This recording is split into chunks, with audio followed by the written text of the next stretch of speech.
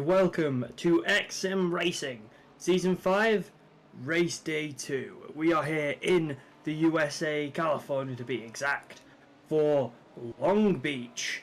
I am very excited to bring you another week of fantastic racing, and it's time to see who will press advantages. Will Raul Diago stream even further ahead, or will he be caught by some of the people just behind him? That's one of the things we will find out tonight. Where will the points be at the end of this weekend? If you didn't see yesterday, we had a fantastic Saturday, full of exciting racing. It truly was, and it was won by Raul Diago himself, currently in first place of Split 1 and currently in first place overall on 180 points. As we said, not too far behind him though. Someone that's looking to overtake him, and he is absolutely able to do so, is David P. Perez on 164, not too far behind him. Jordi Clara on 150 and Rubens Lorente filling out the top four, 126 points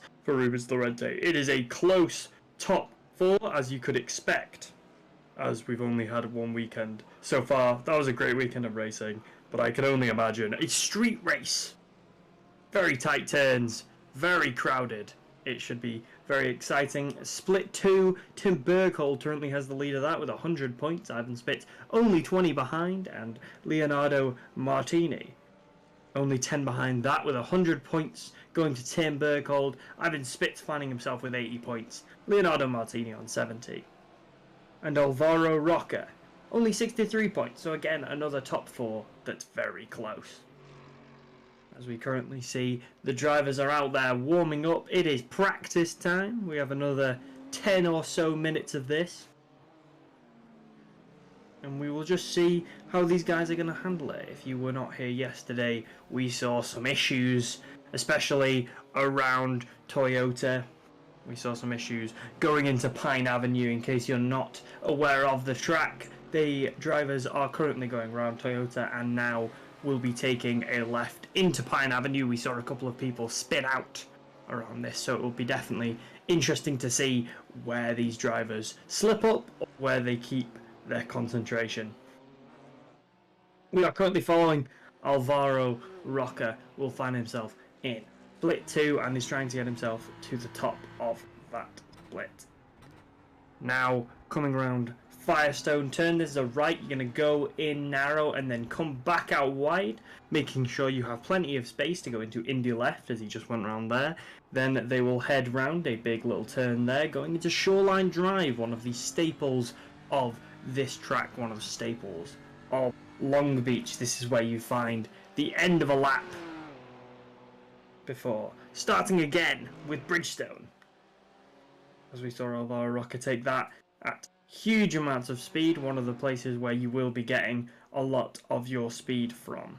Heading over into Leonardo Martini, having the best time so far with a 1:19.6, but we shall see, as these are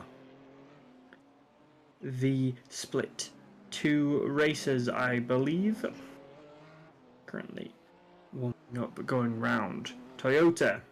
Leonardo Martini looking to get top spot today, absolutely able to do so. Has to overtake Tim Berghold, who is currently only 0.03 seconds, a hundredth of a second behind his practice time.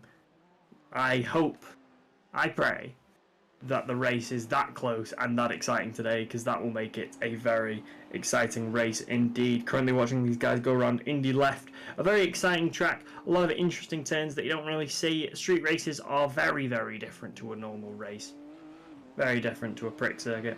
As you see, some of these tight turns, they're very difficult to navigate. You really can't build up too much speed, and there is absolutely no give. There's no grass to spin out of, but obviously there is only a wall, so you're going to do some serious car damage if you go off into one of those.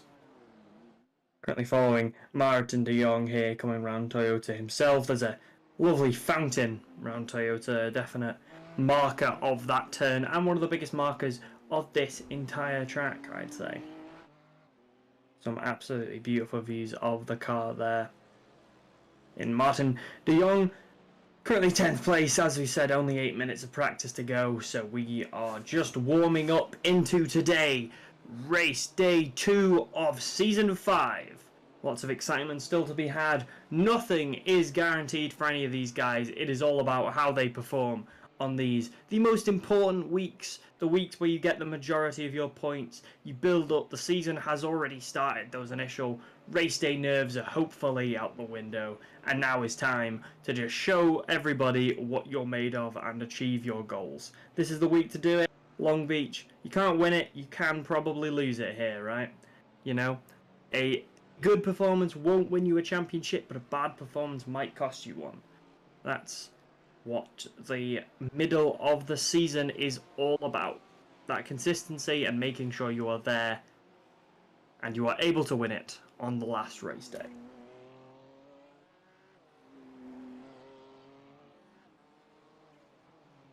Still warming up, and I'm sure these guys are just making sure they are ironing out any turns they may have issues with, any potential corners they don't know, but on a street race like this, they need to make sure they know this track inside and out. A very short track, only 1.9 miles long from start to finish, so these turns will become like second nature to them. They'll make sure that they know them inside and out and taking them over and over again. Having a look at the left at the moment, you can see all of the sponsors.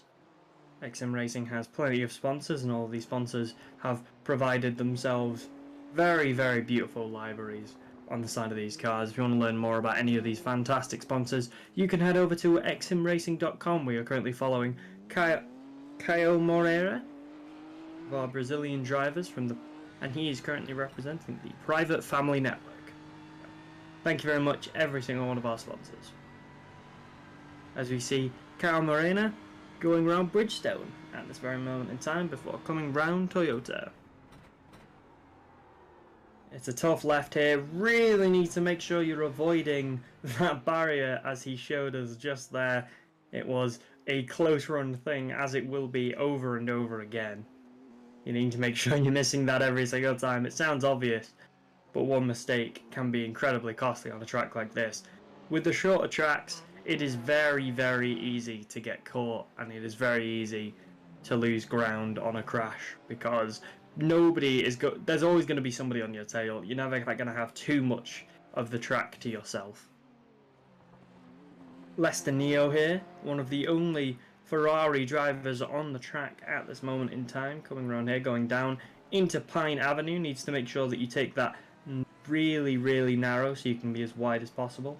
Coming round, going over into Miles Owens now. We see him in 17th place currently. Not too much of an issue, as we are still in practice, but only 5 minutes left of practice, so we'll see what these guys are made of very, very soon.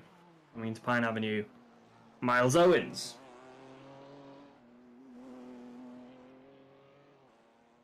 Sam Van Koevoorden here, a seasoned X-SiM racer, maybe not a seasoned professional, a young driver, but was here for his last season. Didn't have the best season. Hopefully in a split with some more drivers around his skill and know-how, he will have a better season. I'm sure that's what he's hoping for, better performances and an improvement to his season. He is representing Hopeful Heart.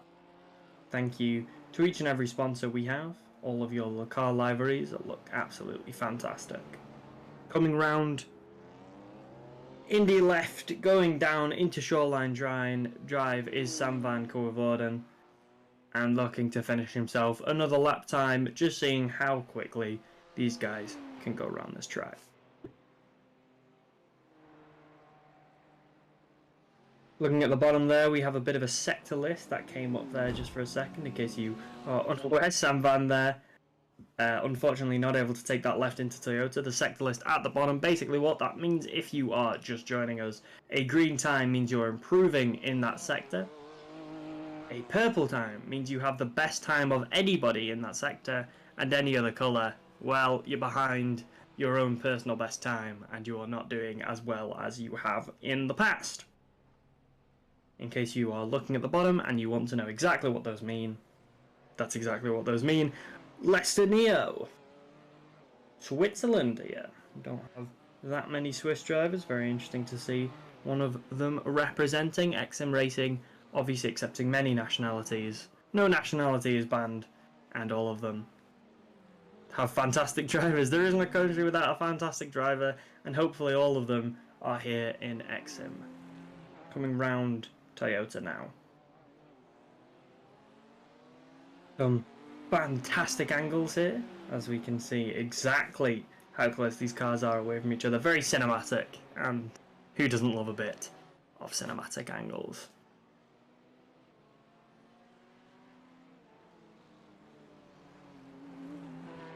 It's going to be quite hot, I imagine, over in California. A very hot place, and a sunshine state if there ever was one. I believe California. Let's have a look. 26 degrees, not that hot.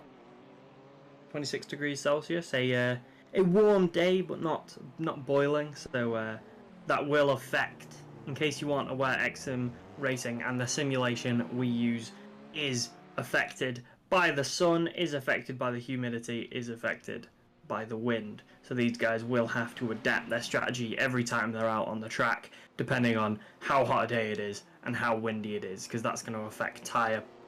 It's going to affect your tyres, it's going to affect the ground. It's something for these guys to think about when they're going around this track. They probably know what those temperatures are, they'll know how they affect the track exactly, but we'll see how they do. Leonardo Martini, another Brazilian here, and currently top of the leaderboards with a 1:19.2, excuse me. We are 29 minutes in, only 1 minute left of practice before we head over to qualifying. Yeah, Martini only on an outlap though, this time will not matter.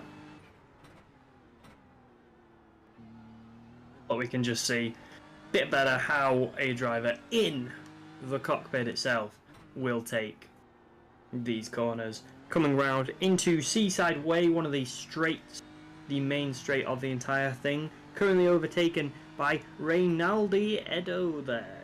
Overtakes with a 1:19.1.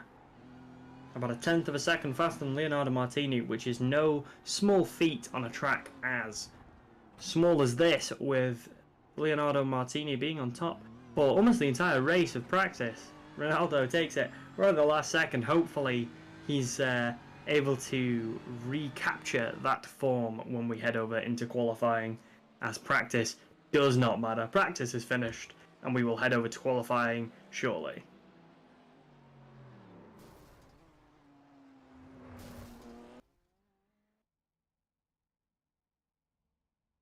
I am very excited to bring you X-SiM Racing. I am very excited to bring you Race Day 2. If you are not aware, it is Race Day 2. We are here at Long Beach in the USA. It's Season 5 and we have some early front runners, but an early front runner does not guarantee any position. Raul Diago, if he wants to win his first championship since Season 2, is going to have far more absolutely fantastic performances, but I'm sure he can manage it. There are plenty of hungry challenges on his tail, however. Tim Bergholt here, just ahead of everybody. Everybody at the moment just warming themselves up. We're not going to see any rapid times for this one. All of the cars just warming their tyres up, making sure that they are good to go at speed. Obviously, if you come straight out of the gate full speed, you're going to do a damage to your tyres, you're probably going to spin out, and you're not going to get a good qualifying time. You're going to spend time in the pits repairing your car, which is time you could have been spending out improving your lap time. All these guys are just going to take probably only a lap to warm themselves up, make sure they are ready to qualify. We are currently in qualifying. Each of these drivers looking to get themselves pole position going in to the race. The main event of Sunday. I'm very excited. Points are there to be won, but who will win them?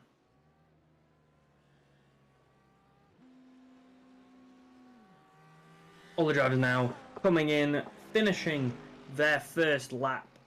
But as we said, time's probably not going to be even taken at this point. Just waiting for these guys to start going for serious times. Here we go. Qualifying has started. All these guys looking to get as good a time as possible.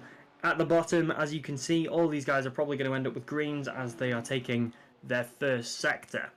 Who will have the best time? That is still up for debate. Tim Berghold going past his second sector now.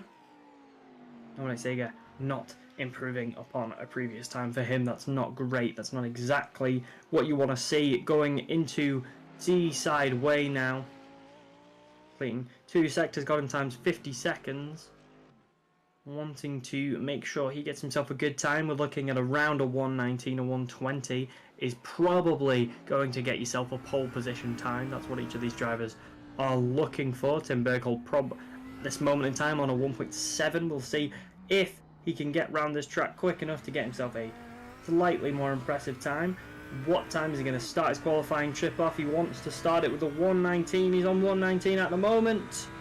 Does he get himself a 119? We'll have to see. And he does, a 118 even. A 118.9. Very impressive, Tim Berghold. That's going to be a difficult qualifying time to beat for Tim Berghold there. Great time. Great first time. As the rest of these times start coming in, we've got Tristan Klopp with a 119. Lester Neo not too far behind. Here's Reynaldo Edo with a 119 point nothing. Very impressive from Reynaldo Edo. Obviously finished practice with the best time, but that does not matter. Sam van Coevoorden with a 120.5. Not too bad, but at the moment only good enough for 9th place. A decent time, though. A 118 is a really good time. You don't see a lot of 118s on a track like this. That is a very, very impressive time. Tim Berghold going to make sure that he can keep that time consistent. For qualifying, you only need one really good time. For a race, you need to make sure that you have that time down and you are consistently not making mistakes. That's what separates good drivers from drivers that win championships. Leonardo Martini looking to finish his own lap. Keo Moreira gets himself a 119.6.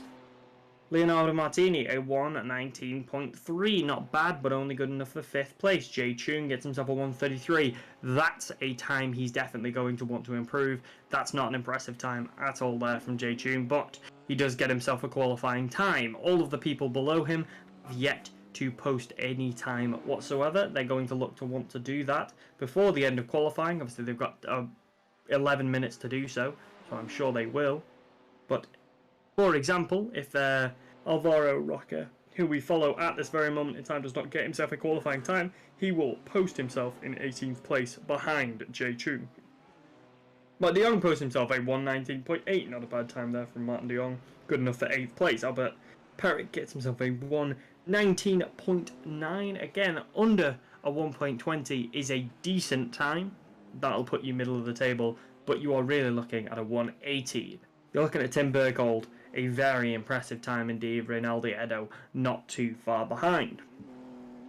Only 2 people have yet to qualify, those being Alvaro Roca and Kevin De Vries. We are just waiting for those 2 guys to qualify at this moment, but we are following Martin de Jong, and on the left we can see the top speed of each of these guys. Martin de Jong has reached 245 kilometers an hour. This is not the speed they are going at this very moment in time, however, as that would be serious speed, and there aren't really the straights to go around most of this track at 245 miles per hour. I'll tell you that much. Ewan Bremer, I imagine that is the pronunciation, goes around with a 119.7. Great time there from Ewan Bremer. Alvaro Roca, and only Kevin De Vries has now not qualified. Alvaro Roca getting himself a 119.7. Very close indeed. Less than a 1/10 of a second in between about 6 places there. That's almost nothing. Each of these guys can really finish anywhere in the midfield if they get themselves a slightly better time. But sometimes the smallest improvements in time are the most difficult to accomplish. It is there to be taken. These places are there to be taken, but can they take them? Jay Chung 14 seconds behind Miles Owens. Not fantastic. He'll want to improve that. I'm sure he can post a better time than that in the next 8 minutes. those 6 to 15 and 7 minutes, it was took my brain maybe a couple more seconds than it should have to figure out the math on that one. Following Lesternio, one of the only Ferraris out on the track, as there are 2 Ferraris and 2 Lamborghinis. A popular car slightly by the wayside, obviously. BMW is by far the most generally popular car. A BMW is such a safe, consistent, good at everything car that it is rocked by most people. But I do have a penchant for the Lamborghini, I'll be honest. In case you did not watch last season, it was won by a Lamborghini driver, Denis Grabowski. Very impressive performance from him, winning Season 4.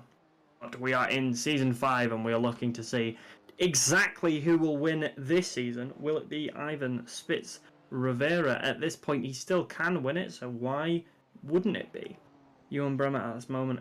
Kyle Moreira, all these guys posting very close times. There is very little time between any of these guys' performances as he starts heading round the final corner before finishing his lap. Let's see exactly what time he gets. He gets himself a 1:19.3, which is an improvement and good enough for 6th place. 6th place, not a bad place at all to start. It's not pole position, that's understandable, but still a very decent time indeed. You're not going to do too badly. Jay Chung on a 1:31. It's an improved time, but it's still poor. A 1:30.4. Not good enough for anything other than 20th at this moment in time. But an improvement, and he still has time to improve as we have 6 minutes until qualifying finishes. Currently following Jay Chung at this moment. He is going around Toyota.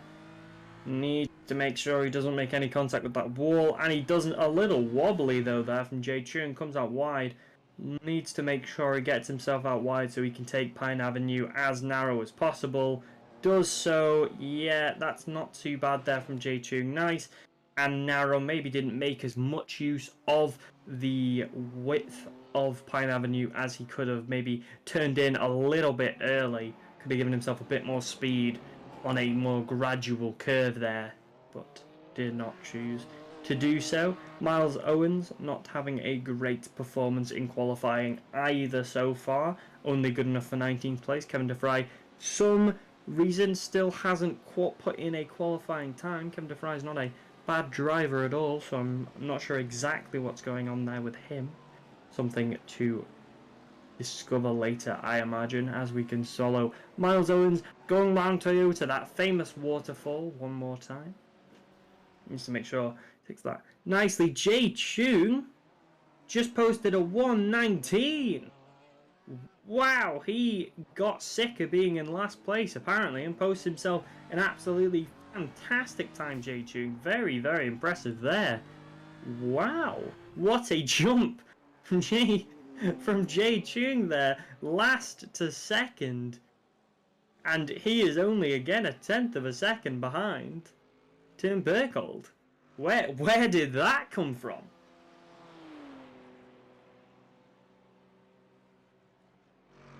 Reynaldo had the best practice time, but is going to look to have to get another great performance and a slightly even better time if he wants to match Jay Chung.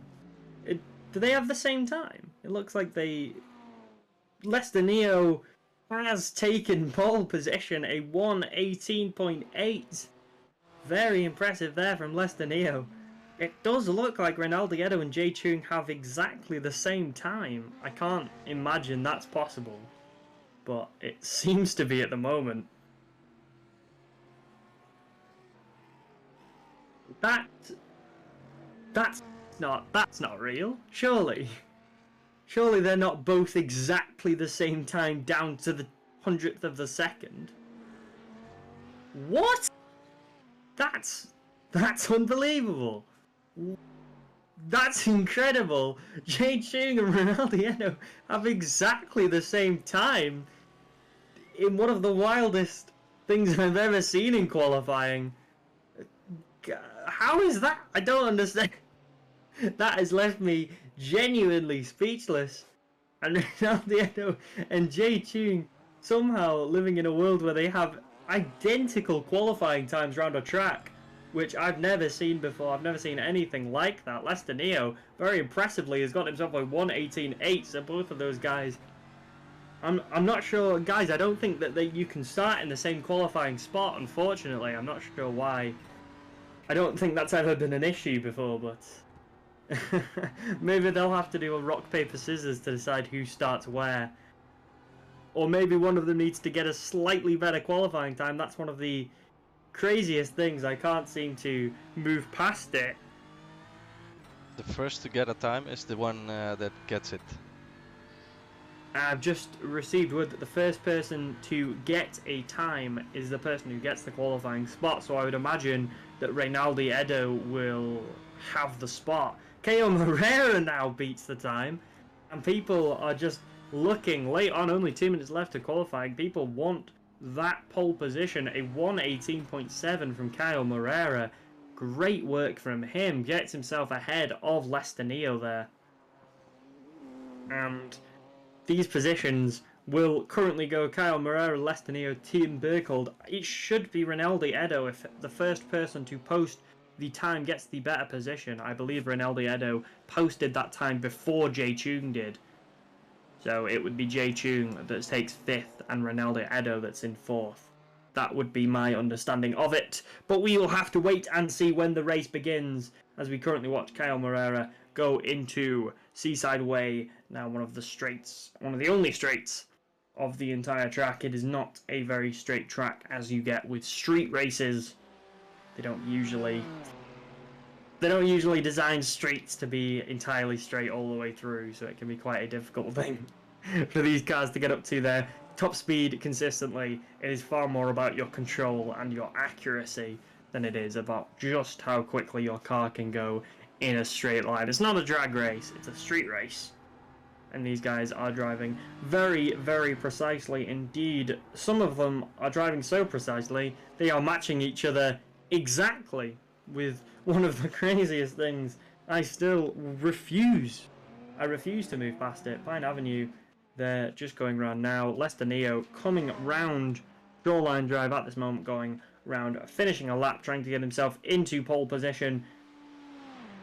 Unable to do so, however, and I imagine he won't have time for a posting of one more time. So Caio Moreira will not have pole position. I obviously was going to say that. Tim Berkhold, a 1:18.6, and qualifying looks like it will finish with Tim Berkhold out of nowhere once again stealing pole position, and a 1:18.6 will be the best qualifying time. I haven't been able to keep up. This is only qualified. The race hasn't even happened yet. And the excitement has been ridiculous. The levels have been absolutely top-notch, and all of these drivers have provided us with incredible levels of excitement and incredible tension. New things I've never seen before. Fantastic driving, and we're only in qualifying. There's a race. There's still a race that's going to happen. It's race day 2 of season 5 of X-SiM Racing, and it's all been happening. So if you want watching at the moment, make sure that you are here for the race. Make sure you tell your friends, you call your grandma, whatever you need to do. Very impressive indeed. We will head over shortly. What is going on? Qualifying is finishing, and Tim Berkhold looks like he has himself pole position. All the cars now coming to a stop, but Diemo can still out on the track at the moment. I imagine he will come to a stop shortly. There we go. Qualifying has officially finished now for these guys, and Tim Berkhold gets himself pole position with a 1:18.6. Keo Morera not too far behind, but unfortunately unable to tape and keep that top spot that he worked so hard for. Only 8/hundredths of a second behind him. So really little time between those. But speaking about time being not very different, Jay Chung had an identical time there. In a way, I don't know how on earth that happened. Tim Berkhold, as we see again, getting himself first place, pole position. Keo Morera in second. Lester Neo's going to take third spot. It looks like Jay Chung will be in fourth. Not sure exactly why he is over Reynaldo Edo. I believe Reynaldo Edo posted the time first, but they did have identical times. Leonardo Martini going to take sixth. Tristan Klopp going to come into seventh. Eighth is Ivo van der Linden. In ninth, Ivan Spitz Rivera.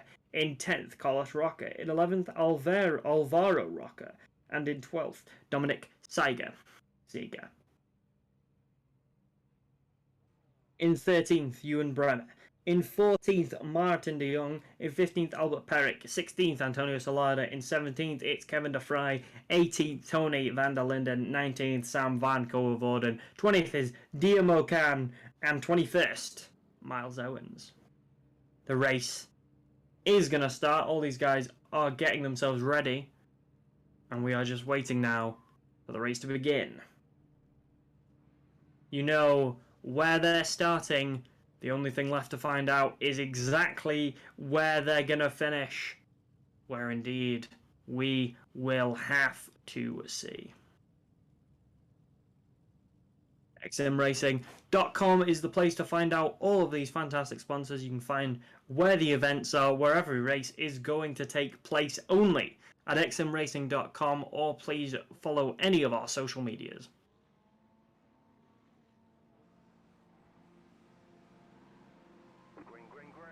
And they're off. A good race time is vitally important. Let's see what these guys get up to. Jay Chung has taken first place. Keo Morera just behind him. Rinaldi Edo in third. Leonardo Martini is behind Tim Berkhold. Lester Neo is sixth place. Ivo van der Linden in seventh. And Tristan Klopp eighth. These places are changing as they do very early on. You really can't see. A good start does not mean much, and there seems to have been a crash around Toyota there. Lots of places going all over the place. Diamo Khan has climbed the rankings tremendously, jumps up an absolute mountain of places. Tim Berkhold drops down to third, not great for him. Rinaldi Edo keeps fourth place because Jay Chung has jumped up way into first. We were talking about him being in last place with a 1:30. He clearly was sick of that talk and decided to put himself in first place. He is currently taken. No, Kyle Morera overtakes him in first place. Have a look at this as we go into Firestone turn, and it looks like a big issue for Tim Berkhold there. Is he able to get that place back? Yes, he does. Able to mostly recover, but drops down into fifth place. Sixth place now for Tim Berkhold. An unfortunate first lap for him. Not exactly what he was hoping for. Coming round into Bridgestone, each and every single one of these guys posting their first lap time now as these guys all head round into Toyota. It's Ivo van der Linden, and that huge congestion, slow car times, and just a car facing in completely the wrong direction. Huge congested. It's just about which cars can get round there. Oh, you don't want to be the person that's holding everybody up. Nobody's a fan of that guy, and that was Ivo van der Linden. Lester Neo and Ivo van der Linden had the worst possible start there. Lester Neo obviously with a great qualifying time, unfortunately cost himself very, very early indeed, and now most impossible for him to win this race and get top points. Tim Berkhold, currently top of the split, needs to make sure that he climbs back up those places. An early mistake on the first lap has cost him somewhat around exactly this spot. It was Firestone turn. But now, can he recover it over the next 38 minutes?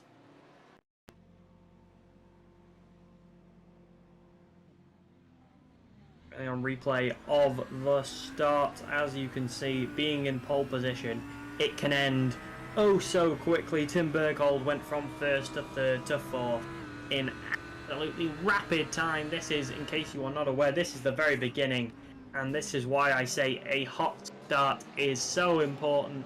All of your work in qualifying, all of that 15 minutes of qualifying, all for nothing for Tim Berghold, as he dropped down 3 places almost immediately, just because his start was not what you want to see. Unfortunate there for Tim Berghold.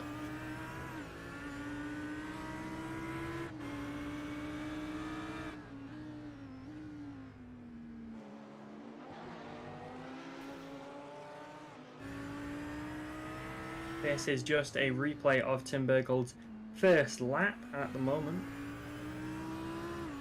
Gonna have to see exactly what happens to him going around Firestone Turn.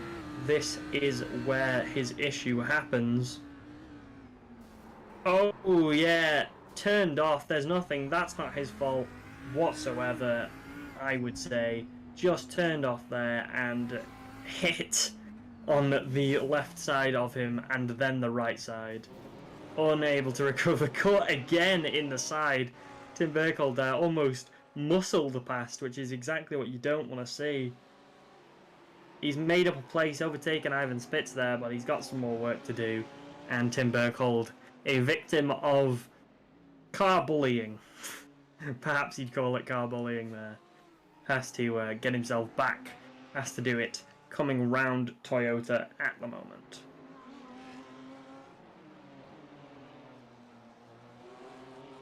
Johan Bremer, 15th place, less than a second behind Tony van der Linden, looking to get points by overtaking him round Toyota at the moment, have gone round the fountain. Tim Berghold now in 4th place, overtaking Leonardo Martini. Tim Berghold is doing his best to take back those places as quickly as possible. Let's have a look at this overtake. Very defensive driving from Leonardo Martini, but overcooks it. He goes too wide, he needs to take that. Was looking to take Seaside Way, but was not noticing Tim Berghold, who overtook him with a fury, and is now looking to catch Reynaldi Edo going round. It's not Lakeshore Drive, it's Shoreline Drive, and going into Bridgestone. As they all post one more lap time. It's been 5 minutes, it's been 5 laps. We're looking at a lot of laps. It's a short track. We'll see exactly how these guys do it. Albert Perrick, let's have a look at what happens here on the replay. It's a good overtake going around Firestone Turn there from Albert Perrick, and this is the current placement, how they have changed. As you can see, Tim Berghold has dropped down 3 places, Kale Moreira up 1, Jay Chung up 2. Some of the big issues, Tristan Klopp drops down 12, Lester Neal dropped down 17, and Ivo van der Linden dropped down 13. All of those guys had gigantic issues early on in the race, and that's going to affect them throughout the entire rest of the race. Martin de Jong is fighting it out in the middle of the pack. He has gained 1 place, but Diem O'Can was the major, absolute major winner of that beginning crash. He was in second to last place at the start of this entire race, and he has now climbed up 8 places to take 12th. Diem O'Can has gained a lot of space. Martin de Jong looking to drop Diem O'Can down into 13th. They both go around Firestone Turn now. We've seen that claim a couple of lives at the moment. One of the best things of X-SiM is no lives are actually at stake. There is no danger in a crash, so one less thing to worry about. You can focus on the great driving, and you can enjoy some of the crashes without worrying about danger to the drivers. Reynaldi Edo has cost himself so many places. Oh no, Reynaldi. Oh god. Oh, and he drops further and further down the leaderboard. Reynaldi Edo there. Let's have a look. He's coming into the start of Toyota, and he drifts.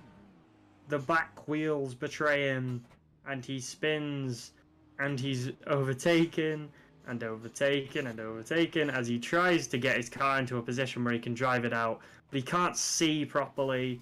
exactly what cars are overtaking. He can't come out while there are cars speeding along if he doesn't want a gigantic collision, so he ends up being overtaken by pretty much most of the field, finally able to get himself back into a position, but he was in, I believe, 3rd place, and now it's 18th place for Ronaldo Edo there.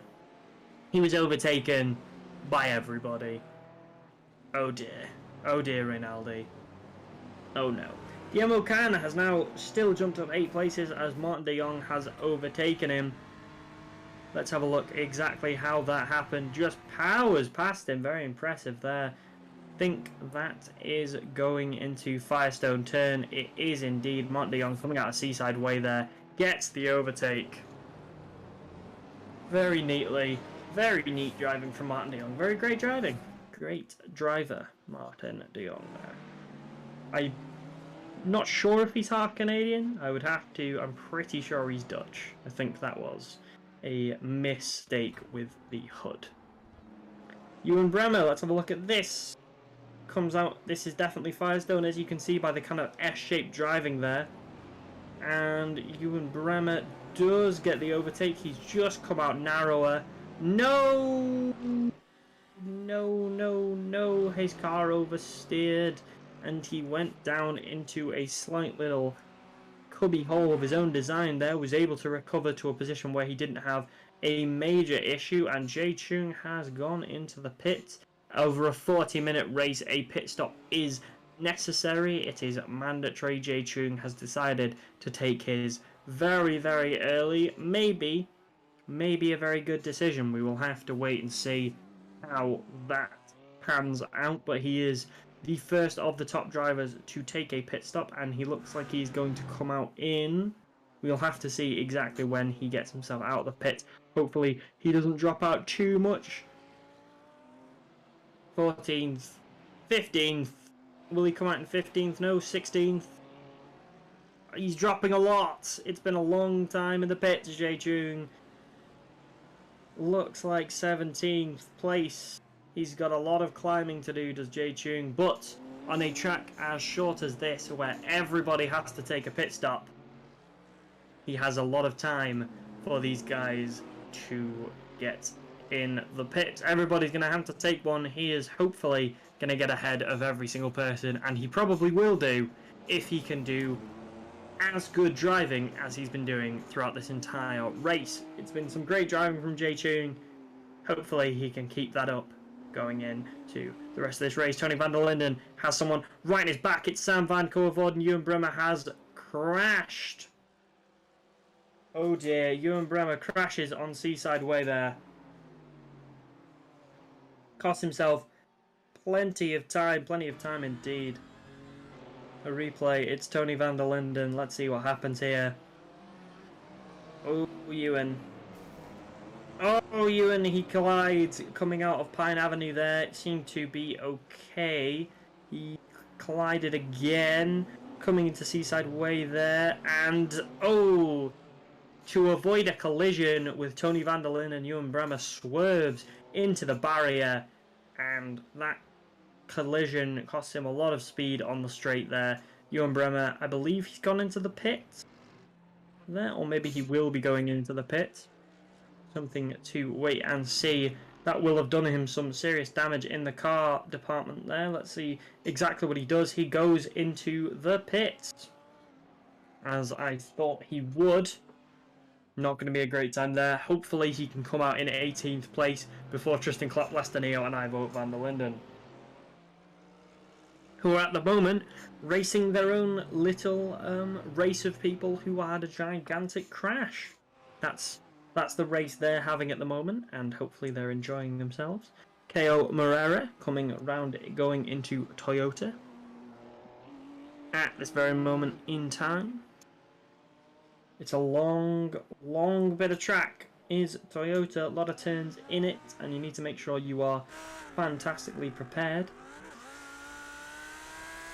Very nice turn there from Tim Berghold, going at great speed. Needs to make sure he avoids the barrier. He does so, comes out wide. Can he go out, come in tight. Yes, he does. He takes Pine Avenue. That is classic Pine Avenue there. That's exactly what you want to do. Out wide again, going into Seaside Way. And does so again. Tim Berghold has climbed up into second after a first early issue, put him all the way down into 6th place. He has gained almost every single one of those places, and now it's just Kyle Moreira to catch. Will Tim Berghold catch him? He is 2 seconds behind, but there's almost 3/4 of the race left. We have just passed the quarter mark. Tim Berghold less than 2 seconds now. 1.8 seconds, but we'll have to see. That is on a straight. We'll have to see what happens when Tim Berghold is finished going around one of the longer corners. Kyle Moreira gets himself a 120, Tim Berghold a 119.5, so gained almost half a second on Kyle Moreira just in one lap. If that keeps up, Tim Berghold is going to be in first place before too long. Albert Perrick currently following him in 12th place, looking to overtake Sam van Coevoorden going around Shoreline Drive. Will he able to do it? Doesn't look likely. Looks like Sam Van's going to keep that position going into Bridgestone, going around one more lap. But Albert Perrick is very, very close indeed. Had a 0.3 of a second catch. Jay Chung is in 13th place. Plenty of positions have already been gained by Jay Chung. He is currently 8 seconds. Albert Perrick has overtaken Sam van Coevoorden there. Didn't see it, was looking slightly too much after the side, but Sam van Coevoorden has been overtaken by Albert Perrick, and now Jay Chung looking to do the same. I imagine Sam van Coevoorden here going to have a look at exactly what happened, what caused him to be overtaken. He comes in narrow. Is he looking to defend? Oh, it's just a mistake from Sam Van. He's far too narrow and he has absolutely no space. He comes out wide too late and unable to take the turn into Toyota, and that cost him. Albert Perrick with the overtake, and Jay Chung not too far behind Sam Van as well now. Sam Van looking to drop out of the top 12. Jay Chung looking to jump straight back into it, as we've seen the rise of Jay Chung. Rinaldi Edo is 18 seconds behind Jay Chung, but Rinaldi Edo is kind of back to where he wants to be. Miles Owens has kind of kept his position, and it's Ewan Brammer that has dropped back. He is now in the party with Tristan Klopp and Lester Neal and Ivo van der Linden. Those four are now having themselves a party. Tim Berghold able to avoid that and now goes into Pine Avenue. He is still catching Kyle Moreira. He has been catching him consistently for 2 laps now, and he is now less than a second behind. This time, last lap, he was 2 seconds behind. Now he is less than a second behind. Kyle Moreira is in a lot of trouble. As you can see, Kyle Moreira at that moment is flashing his light at whoever is ahead of him. He is asking them to move out of the way as he is in the process of lapping them. Not sure why they aren't actually moving. He is unable to speed away from Tim Berghold at the moment because he can't get out of the person in front of his way. They finally move out of the way there.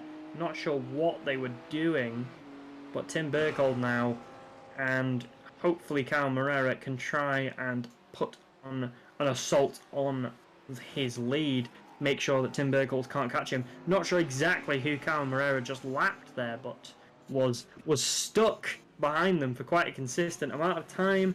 Jay Chung is out. Something has happened. Jay Chung, what an exciting race he was having.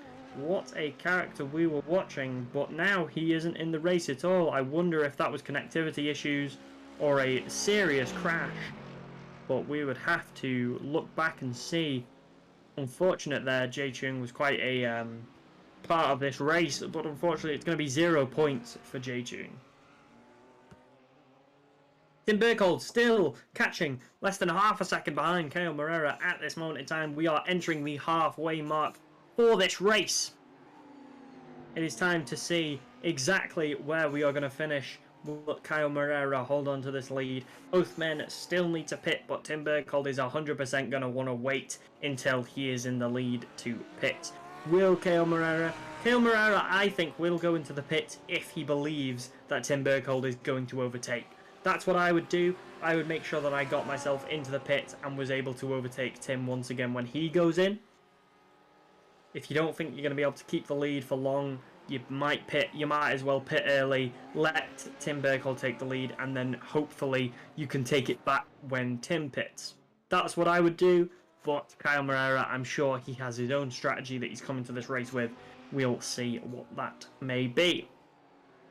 Tim Berghold for second behind Kyle Moreira, looking for an opportunity to overtake Ronaldo Edo, looking to overtake Tristan Klopp, not too far behind him, only 2 seconds. That is also quite tight, but the race that is very, very close at the moment is Tim Berghold and Kyle Moreira. Those two are neck and neck at this moment in time. Tony van der Linden looking to overtake Miles Owens, but Tim Berghold is the head of the table, or at least he wants to be. It's Kyle Moreira at the moment in first place, but now only 0.3 of a second. Tim Berghold is making time every single time we look at him. Can Kyle Moreira hold this lead? Can he hold his position?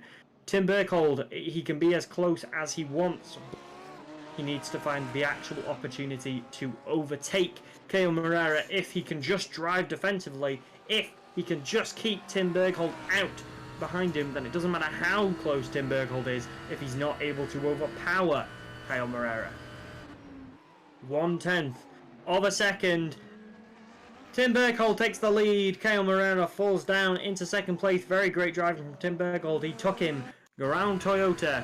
Let's have a look at this one more time. Both men leave Bridgestone, and it's Kyle Moreira was looking to take the outside, making sure he could get around Toyota safely. Tim Berghold went narrow. He went narrow, assuming that he could still take that turn. He had the speed to get around Toyota, and he did indeed. He had the speed, he had the driving skill, and has now overtaken Kyle Moreira, who is 0.8 of a second behind him. Now Tim Berghold's just going to need to get as much space as he can in between himself and Kyle Moreira, leave him in the dust so he can pit and come out of the pit in first place, at which point Kyle Moreira has almost no chance of taking him unless Tim Berghold makes a mistake. We will have to wait and see. We are following Martin de Jong at this moment in time. Martin de Jong has Antonio Solada in his rearview mirror. Can he keep him in that said mirror? Looks like it. Not too much distance between Martin de Jong and Albert Perec as he looks to overtake and get some more places. Carlos Roca has dropped into the pits. Dominic Sager is ahead of him there. Leonardo Martin, he posted 120. Nothing. Ivan Spitz a 122. There is distance between those two. Kevin de Vries has jumped up into 6th place. Now it's Martin de Jong going into the pits. We are about halfway into the race. We are going to see quite a lot of people pitting. Let's see how that affects their strategy. Let's see where Martin de Jong comes out of the pits. It's Tristan Klopp now. Following him, he is in 16th. He is looking to overtake Tony van der Linden, get himself a good position. It's Diemo Kern that is using as much advantage as he can, overtaking all the people in the pits. Sam van Koevoorden does the same. Tristan Klopp still behind Tony van der Linden, looking to overtake him.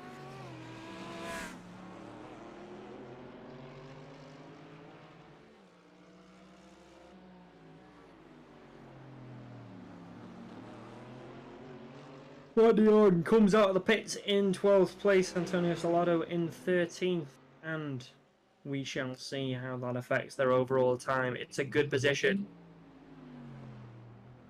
It's a good position to come out of the pits.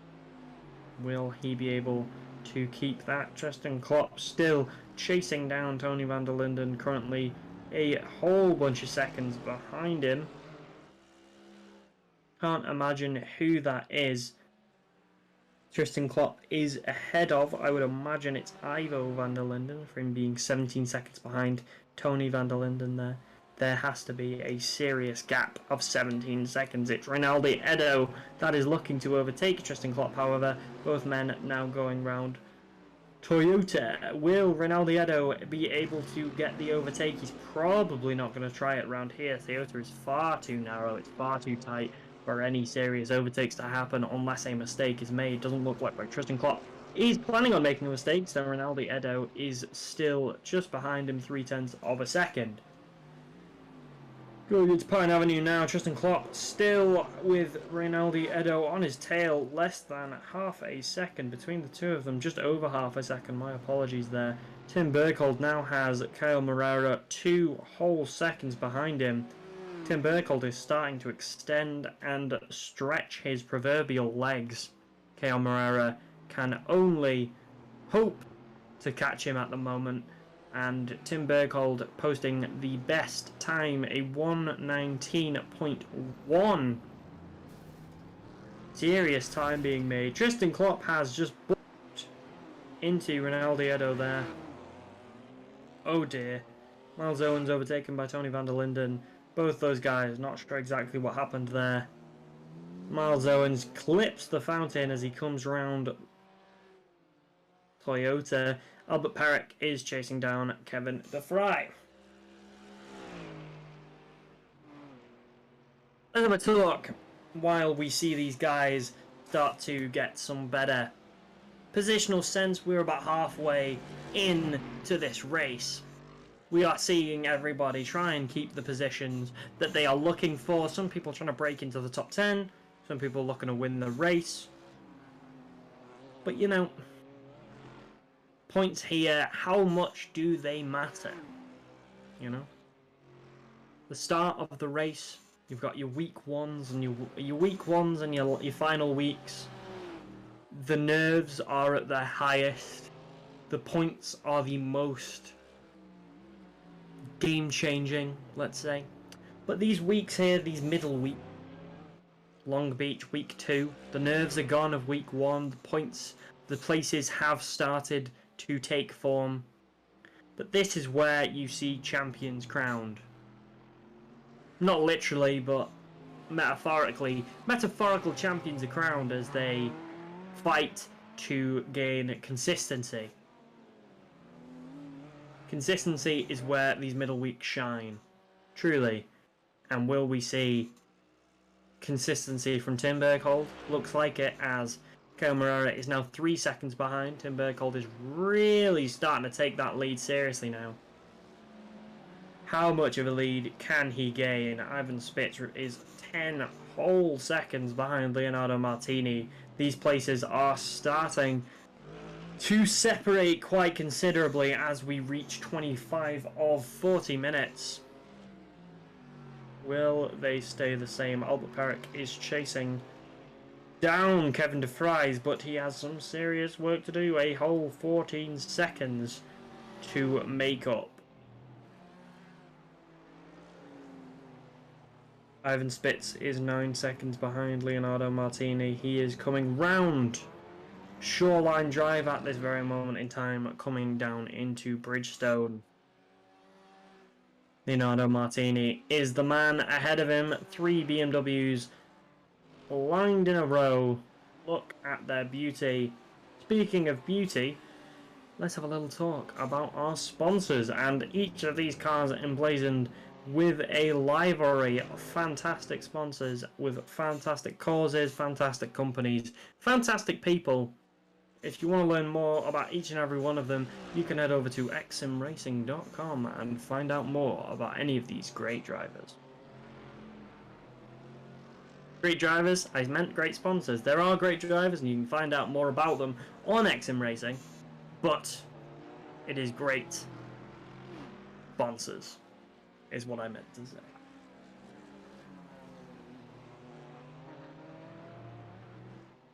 Currently following Demo Khan, who has had a up and down race. He has had some positions where he has gained from crashes and he has lost some of his own. Looks like he is being lapped at the moment. Demo Khan is looking to overtake Miles Owens, get himself in the top 14, which isn't really a thing, just looking to get himself 14th place. Albert Parrick looking to get himself into the top 6, which in football is a thing. There is a top 6, but in racing, the difference between 6th and 7th is just a few points, but just a few points can be the difference between winning a race and losing it, winning a championship and being a silver medal winner, and nobody wants to win a silver medal. It is just a reminder of how close you were to ultimate glory, to a season win. David P. Perez can tell you all about that, as can Victor Lobato. Both those guys unfortunately did not win Season 4. It was won by Denis Grabowski with one of the most incredible comebacks you'll ever see. You can head over and watch the final race day of Season 4 after you are done watching this today, and watch me, myself, and I collectively lose my mind over Season 4's final climactic crescendo.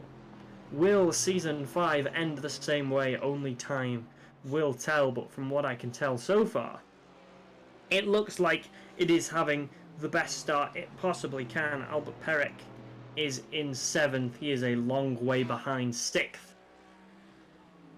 We will have to wait, and we will have to see where that finishes. Tim Bergold, I don't believe he has pitted. Tim Bergold, Kale Moreira, I don't believe has either. I'm not sure if any of the top 4 have pitted.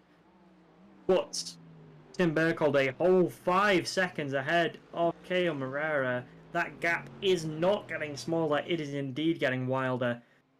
Wilder and wider. Tim Bergold has an iron grip of top spot. He has wrestled quite heavily for it, and he is not looking forward to letting it go anytime soon. Tristan Klopp is chasing down Lester Neo at this moment, only about a second and a half between the two of them.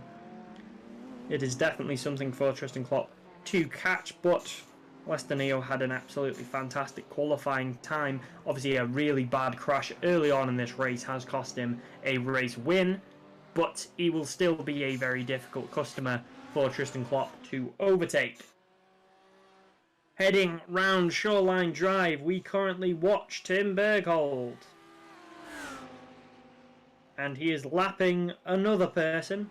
Tim Berghold is king of lapping at this very moment in time. He loves a bit of a lap, doesn't he? My goodness, is he quick around this track. He knows this track like it's his own personal back garden, and he is having an absolutely fantastic performance so far. Tim Berghold is a whole 5 seconds ahead of his closest challenger as he comes out of Toyota, looking to head into Pine Avenue. All Tim Berghold needs to do at the moment is make sure he makes no mistakes, and no mistakes are being made by him at the moment. Takes that perfectly out wide, coming in narrow, going into Seaside Way, which he will do with minimal force. Rinaldi Edo, a huge crash from him, cost him all of the big bucks early on, cost him a very, very top place. And now he just needs to make sure he gets as many times as possible. What is he doing? What was he doing there? Rinaldi Edo got the overtake, then just stopped. I don't know if he thought that Tristan Klopp, I believe it was Tristan Klopp, needed to be pulled over, but unfortunately Rinaldi Edo there was very much the issue. Ewan Bremer was a potential victim. Let's have a look at Ewan Bremer and let's have a look at this replay. No, Ewan Bremer, a victim of himself as he spins and puts himself right in the middle of the street race. Rinaldi Edo and Ewan Bremer there making issues for themselves. Miles Owen has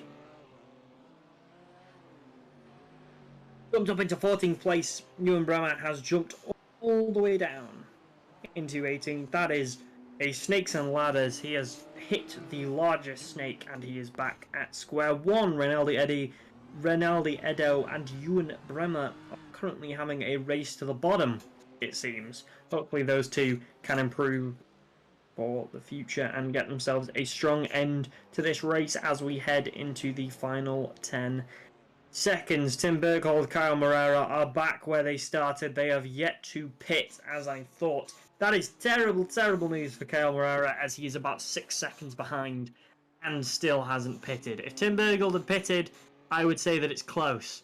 It's not close. It's not close at all. Tim Berghold has a gigantic advantage.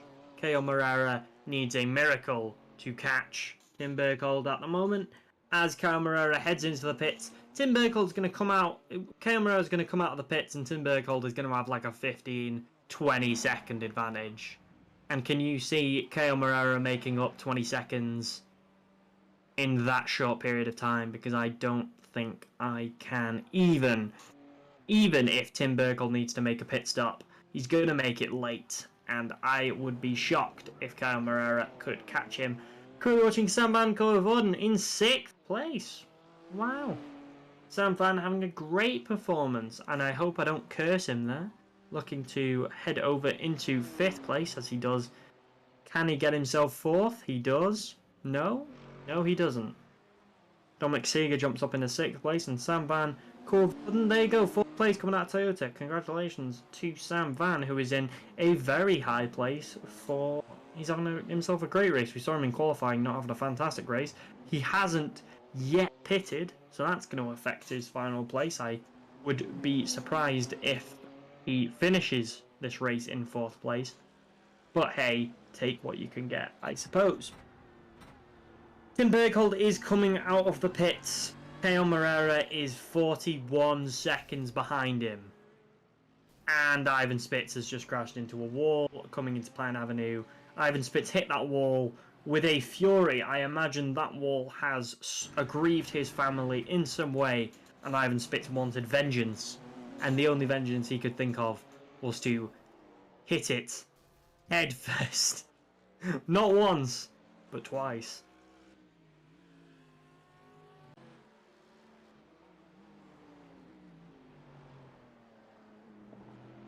It was a small collision there that caused it. Ivan Spitz dropped down into 9th place because of that fact. Kyle Moreira is only 2 seconds behind Tim Berghold, and both of them have now pitted. That's not unsalvageable for Kyle Moreira. This might become a race. This might become a race for top spots if Kyle Moreira can catch Tim Berghold. Sam Van Koevoorden has currently stopped. Of course he's stopped, he's in the pits.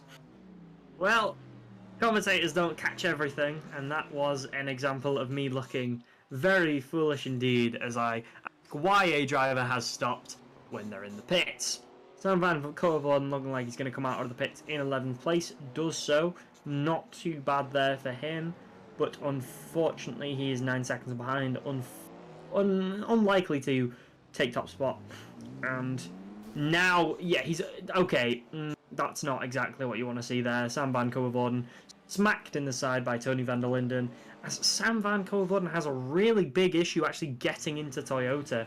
Let's watch as once again he's coming out of the pits here. They've just finished filling up his car, and he just what is going on with Sam Van and that turn? He has a massive issue getting round Toyota. He comes round, he makes the turn. And then gets absolutely smacked in the side for his troubles, unfortunately. And Sam Van Koevoorden in 12th place. I feel bad for Sam Van's pit crew. They've just spent all that time making sure his car's looking beautiful and all filled up, and then he comes out and immediately gets smashed. Going into Seaside Way now. Rinaldi Edo looking to chase down Tristan Clark. Rinaldi Edo has had some major issues of his own. And with only 4 minutes left of this race, a great qualifying time for Rinaldi Edo means nothing, as he looks like he's going to finish this race in a very low position. Sam Van Koevoorden is back in the pits. The pit people have just seen him. They've just said, go on mate, out you go. And he's right back. He's here already. That's not what you want to see. Rinaldi Edo hopefully going to finish this race, or sorry, hopefully for him, looking to finish this race in 15th. Sam Van dropping all the way down into 16th. I think I cursed him when I said it was impressive that he finished 4th. Tim Berghold still breaking records. Currently has the best time of this race. Lester Neo, in case you missed it, is also now out. He joins Jay Chung. Lester Neo and Jay Chung, they had such good qualifying times. It just shows that qualifying and the race itself are such different beasts. Tim Berghold is 2.5 seconds ahead of Kyle Moreira with 3 minutes to go. 2 seconds in 3 minutes. It's doable. It's not likely.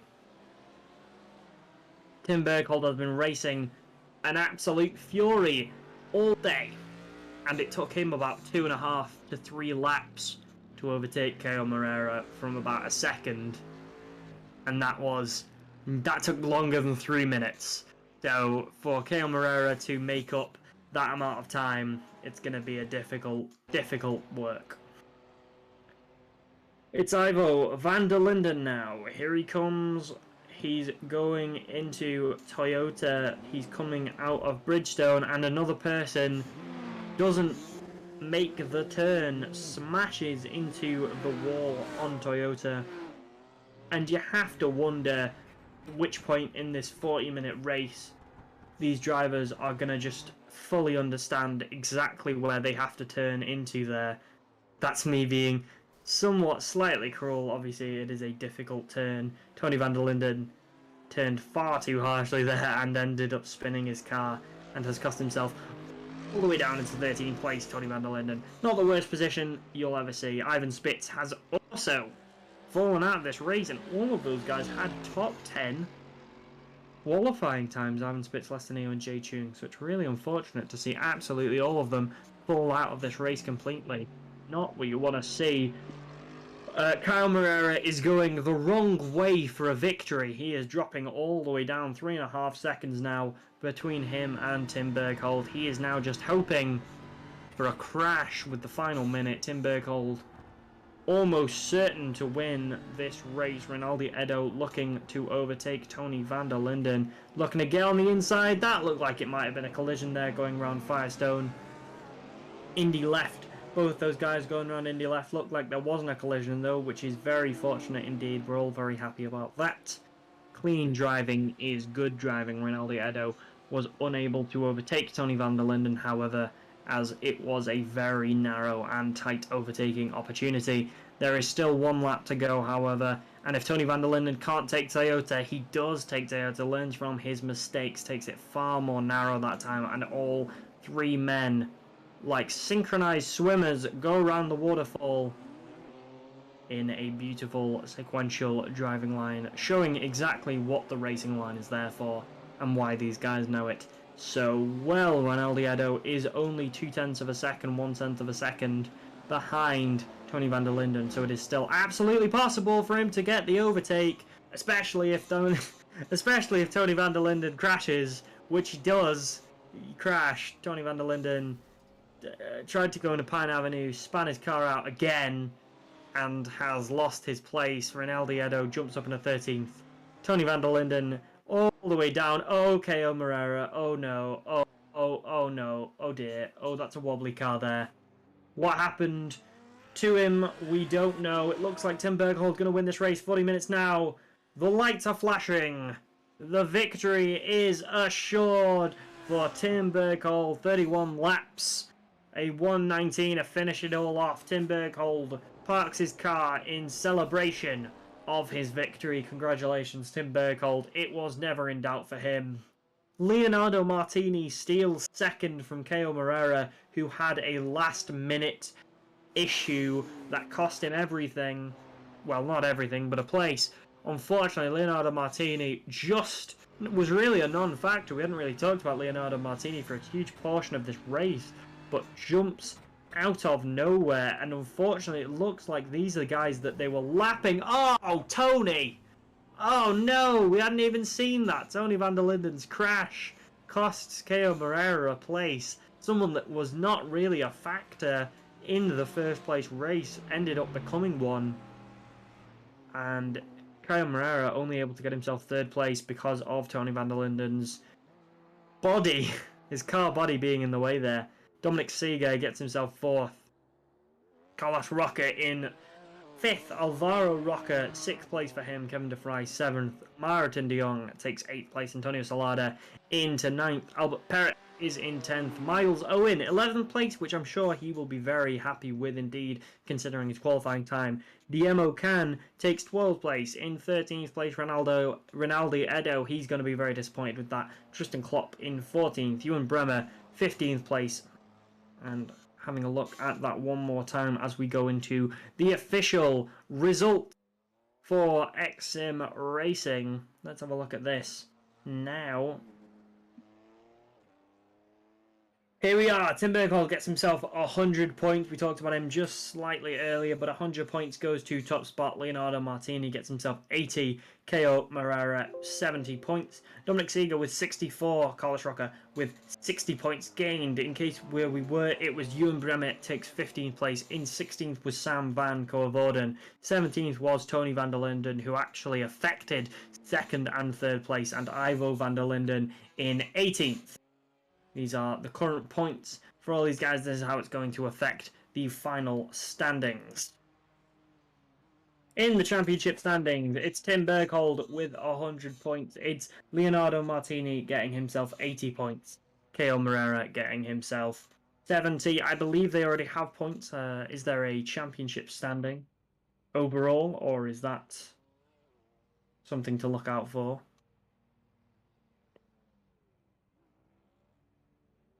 We will have those for you very, very shortly indeed.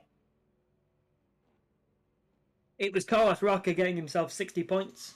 Alvaro Roca getting himself 56. Kevin de Vries getting himself 52 points. Martin de Jong getting himself 48. Not too far behind him, Antonio Salada got himself 44 points. Albert Perret got himself only 40, which is half of second place's Leonardo Martini. Miles Owens, 38 points better than I assume he thought he would end up getting.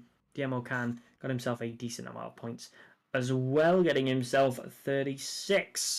It was Ronaldo only 34 points for...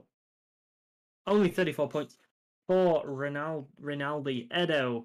He will have definitely been disappointed with that. And then, the Netherlands boys. 5 people from the Netherlands in a row with Tristan Klopp, Ewan Bremer, Sam van Coevorden, Tony van der Linden, and Ivo van der Linden.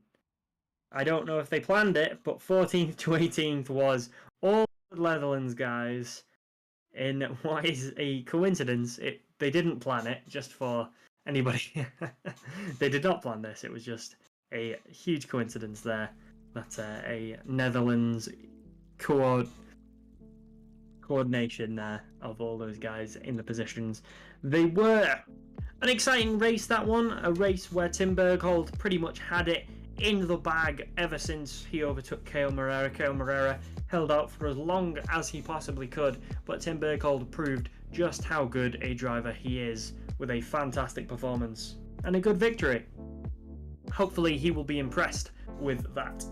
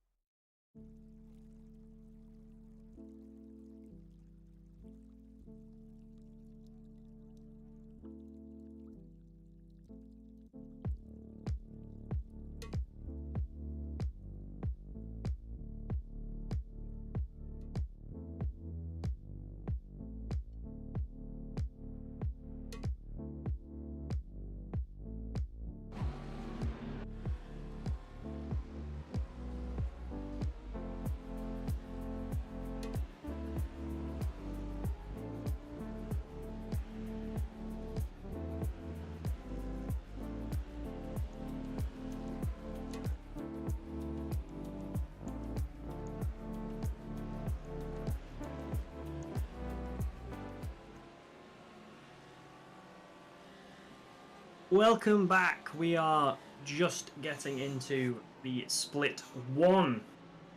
The drivers are getting ready. That was a great split two, but now we are on X-SiM split one. We have Raul Diago in first place, 180 points for him, looking to keep that position. David P. Perez and Jordi Clara are not too far behind at all, with 164 points with David P. Perez and Jordi Clara on 150.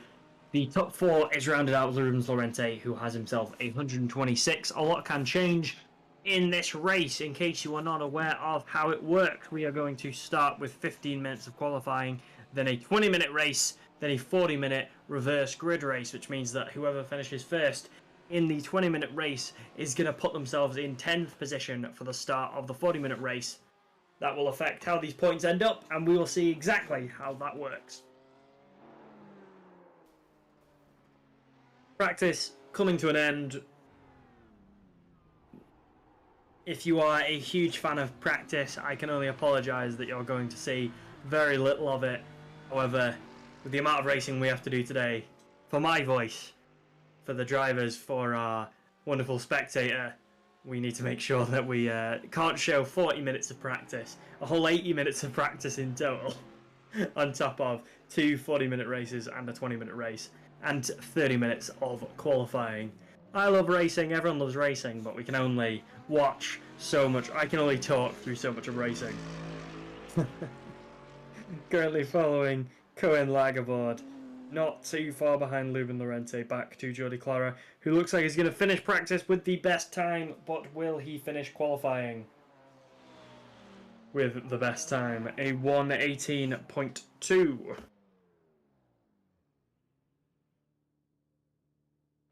Seems like it. Raul Diago not too far behind. Let's see how that affects in qualifying.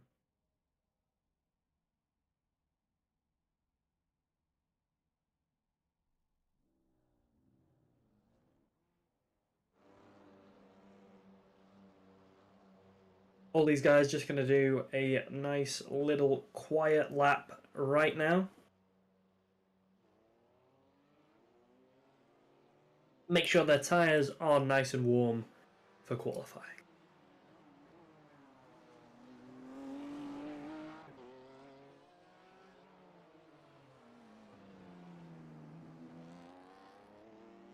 Coming around Toyota, at this point, I imagine that everybody knows this track very well.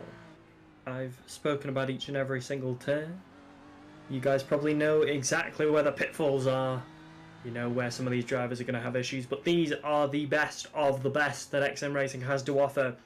Some of the issues you saw in Split 2, I doubt you'll see in Split 1. These guys are absolutely fantastic. And let's see exactly how that works out in an official capacity.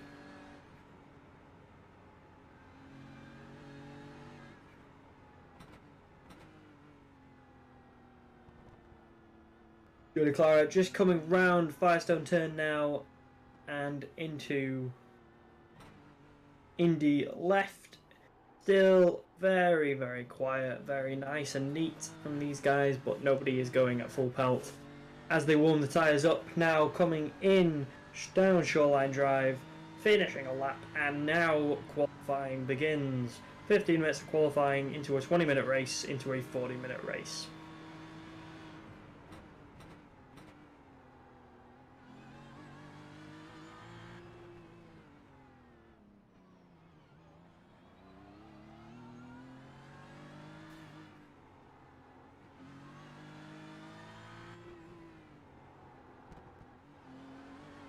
Jordi Clara posting himself a decent first time. Let's see how much these times are affected in a better split. A supposedly better split, I will preface, but these guys are going to have to prove it by having better times than the people ahead of them. Jordi Clara into C sideway in a minute, coming round. It'll be a minute by the time he goes into Firestone turn. 1 minute, he is round Firestone turn now, coming into Indy left. I imagine he is looking as he comes round Shoreline Drive, looking to get himself maybe a 117. Looks like it'll be a 118, maybe a 118.8, a high 118. It is a low 118, a 118.9, just missed the 117 mark. David P. Perez did not. A 117.9. Immediately these guys showing why they are in split 1. A 117, an absolutely fantastic time there from David P. Perez.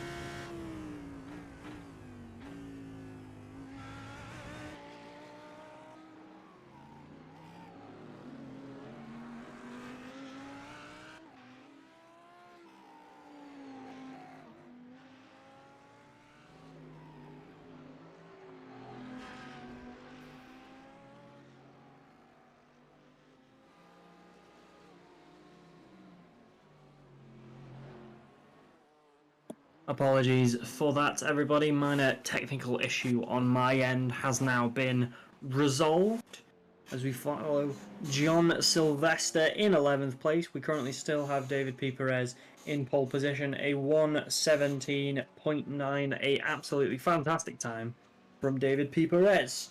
Currently following John Sylvester. Looking to get as good a time as he possibly can. Currently only in 11th place, however, so needs to do slightly better if he wants that improved time. Raul Diago only in 4th place. If you saw yesterday's race, you saw Raul Diago win it and win it well. Great work from him, but he'll have some very stiff competition in David P. Perez, in Jordi Clara, in Yannick van der Zande. These are the best of the best. These guys do not make these same kind of mistakes. Tom Voss, someone I talk about all the time, one of my favourite people, Tom Voss. In the Lamborghini, he's one of my favourite people and one of my favourite cars.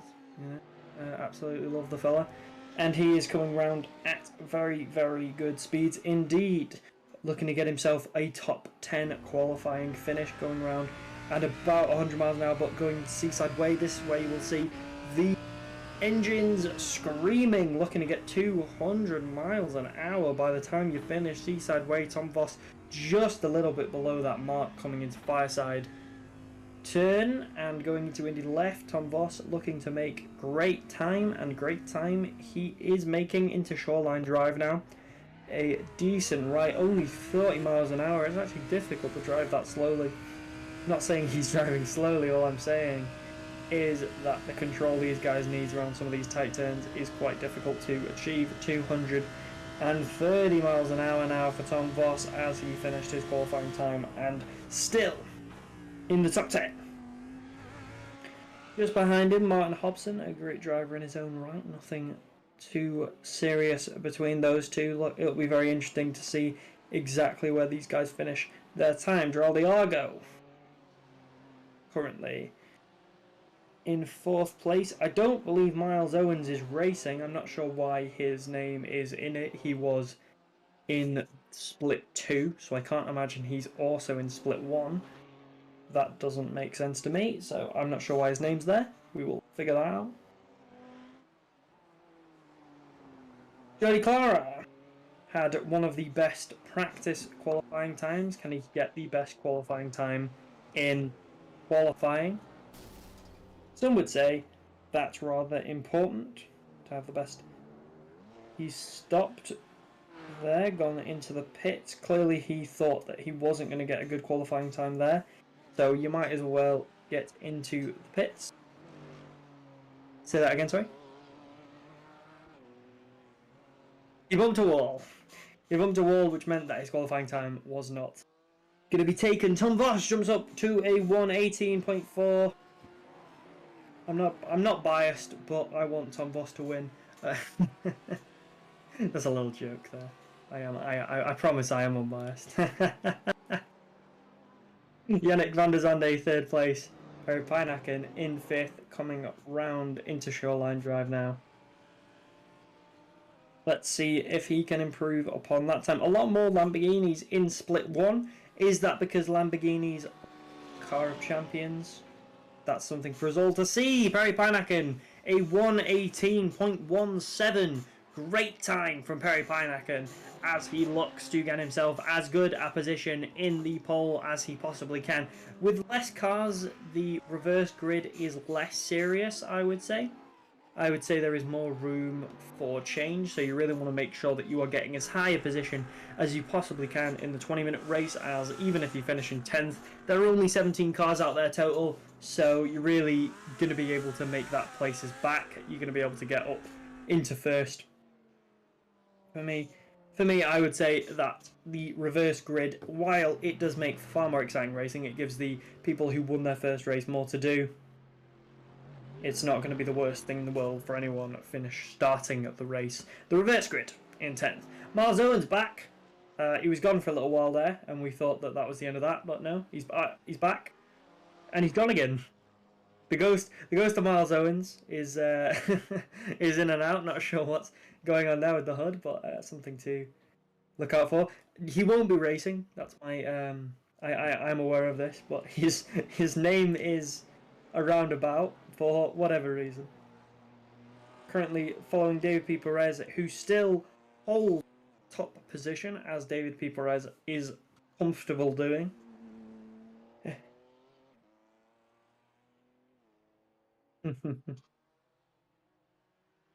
Yes, unfortunately, David P. Perez, not unfortunately. We're all over the place here. But these guys are showing incredible consistency. One of the most consistent drivers in X-SiM is David P. Perez. He is showing off the Frank Warder car. All of these guys have absolutely great sponsors. And if you want to learn more about any of these sponsors, you can head over to xsimracing.com. Find out more about any of these guys and their fantastic sponsors. The cars with their lovely liveries. We thank each and every one of them. That's Jordi Clara in the only gay car there, posting himself a 1:18.1. Very, very close to David P. Perez's own time as he overtakes Perry Pineacken. Perry Pineacken falls back. He is 4 hundredths of a second behind Jordi Clara, so it is very close between the two of them.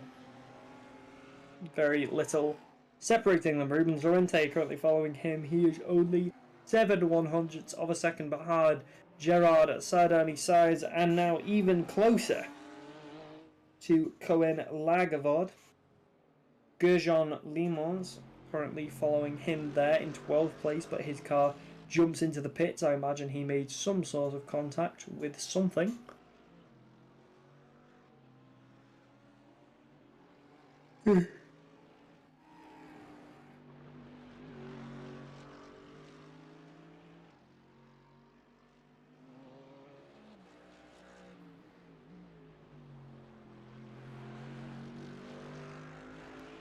As that affected his car's overall standings. Low at Cohen Lagavard looking to overtake Gerard Sardani says, getting himself into the top 10. David P. Perez, calm yourself. David P. Perez knocks off another 10th of a second from his time. If you thought a 1:17.9 was impressive, as we all did, David P. Perez shows, I'll show you something to be impressed by. Watch me do it even quicker.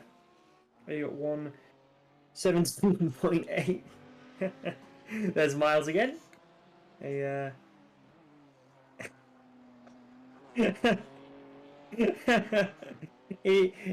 He can't wait to get in split one. He's so desperate.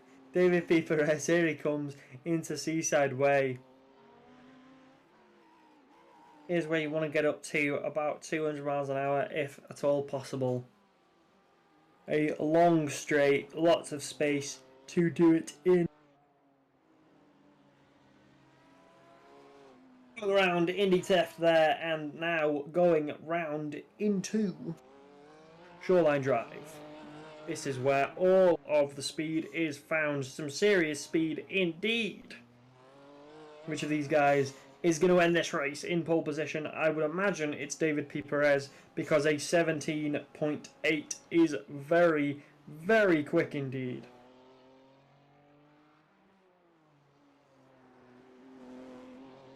But Jordi Clara, Perry Pijnacken, Yannick van der Zande, Raldiago are not that far behind. I would say any of them could take pole position in the next 2 minutes, though they would have to have a fantastic run if they wanted to do so. At the bottom you look at J. Carlos Villarejo, Aaron Hobson, both of those guys in 18th and 17th, though in split 1 doesn't stop them from being anything other than fantastic drivers. I'm not exactly sure what time they've got, Aaron Hobson and J. Carlos Villarejo. If we can get that information up, it will show kind of exactly why split 1 is so impressive. Yeah, a 119 is good. A 119.7 and a 120.9 is good enough for last place.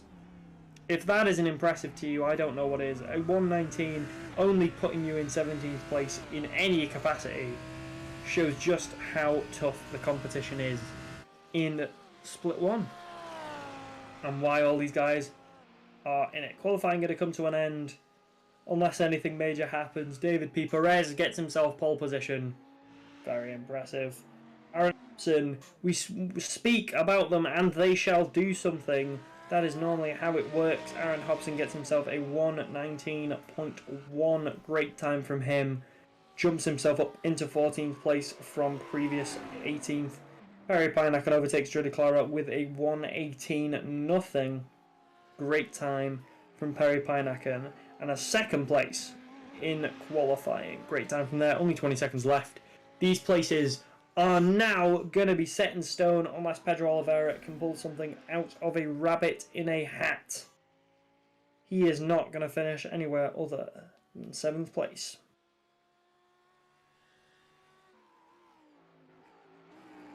We shall see. He disappears. Yeah, it would have had to be. He would have had to do magic if he wanted to finish anywhere else. And the standings are as follows. In top place is David P. Perez. In second is Perry Pijnacken. Third, Jordi Clara. Fourth, Yannick van der Zande. Fifth, Raul Diago. In sixth, my man Tom Voss. Seventh, Pedro Oliveira. Eighth, Diego Pug. In ninth, Gerard Sedani Sayers. In 10th, Cohen Lagervord. In 11th, Rubens Lorente. And 12th, Gerjon Limons. Down into the next set of people. In 13th is Jansen Ferreira. In 14th, Aaron Hobson. 15th, Martin Hobson. In 16th, John Sylvester. 17th, Gregorio Perez Sesma. And 18th, J. Carlos Villarejo. This race is a 20-minute one. It will decide. 100 points go to the winner. Let's see how it works. The start clock is about to start, and a good start is vital to all these guys. Let's see how it goes.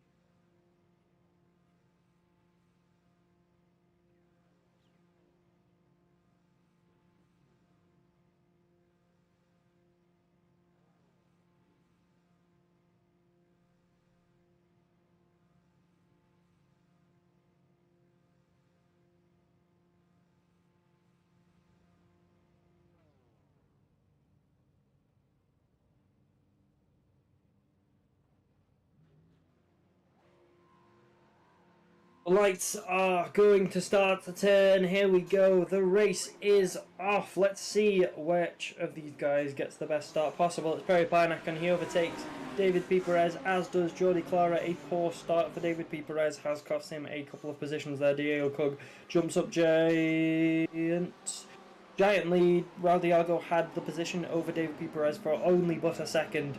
But Raul Diago, he takes it once again. Let's see if there's any collisions going over. There is indeed. Oh no, it's David P. Perez in the Frank Wooder car being overtaken by everybody under the sun. Raul Diago and David P. Perez. The Dream Factory has spawned a nightmare. It's a nightmare start for David P. Perez and a nightmare start for Raul Diago. Both these guys have crashed going round Toyota, and that is devastating for their chances. Perry Pijnacken in first. Jordi Clara. Looks like we've had another collision there. Looks like it was J. Carlos Villarejo and John Sylvester. Something has happened because one of those cars was still on the track. It was John Sylvester there. I imagine some kind of crash there. Very unfortunate for him. Something we will have to look at in a replay if at all possible. Perry Panakin and looking to finish the first lap of the race. Let's have a look at exactly what happens here. Going round Toyota, Aaron Hobson got absolutely smashed into. That was at the beginning of Toyota. We obviously saw a much bigger issue between Raul Diago and David P. Perez. Let's have a look at that. It's David P. Perez and Raul Diago fighting for top spot, and it was Raul Diago that collided with David P. Perez. Both men screaming into each other, a huge issue for those guys, and it also caused a crash slightly higher up. All three cars stockpiling the airways there. Gerjon Limons and Joel Sylvester currently in the pits, but Perry Panakin is about to gain himself his little lead. It was J. Carlos Villarejo that had to stop for just a second, swerving his way round one, pausing, going again. It's J. Carlos Villarejo with the DIA screenwriting car. David P. Perez representing Frank Water there. Looking to make sure there are no more collisions. There are not. It's Perry Panakin now with the best time. 3 laps in, almost 3 minutes in. Perry Panakin comes round Toyota, does it well going around the famous fountain. David P. Perez has already climbed all the way up into 11th place, but he's got a lot of work to do.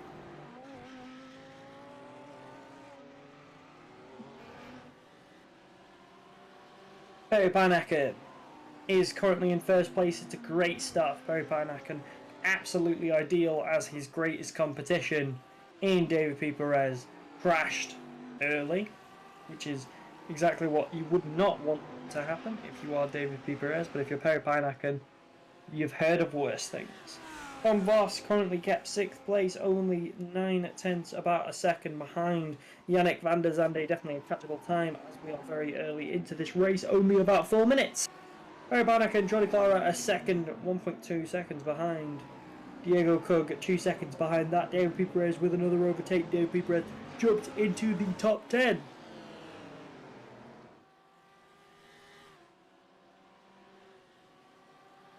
It's Pedro Oliveira in 4th, Yannick van der Zande just behind that. Rounding out the top 5 is Yannick van der Zande. A crash there, and Miles Owens is out of the race. An absolute shocker. Miles Owens jumps in and is immediately not in the race because he was never in the race. It's just his name. Again, Gregorio Perez Sesma just overcooks the turn there slightly and collides. Miles Owens disappears again, and I don't know why I find that so funny, but every time I see it, it is very funny indeed. Perry Panakin, nothing funny about his driving as he heads into Pine Avenue looking to go into Seaside Way. He's having a great performance so far. Jordi Clara is behind him, but he is behind him 2 seconds between. Perry Panakin, Jordi Clara 1.5 seconds to be exact. There is a serious difference between the two of them, and Perry Panakin needs to make sure he can keep his position.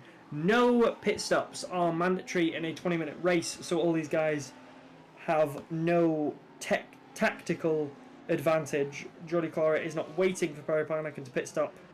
He is just waiting for a mistake, potentially, or he is just hoping he can make enough out of these turns to make up the 1.6 seconds in the next 3 quarters of the race, as we are 1 quarter down.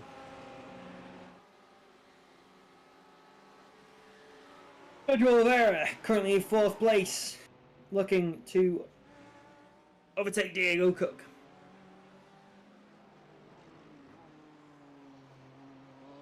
David P. Perez has posted the best time of anybody as he looks to regain serious points.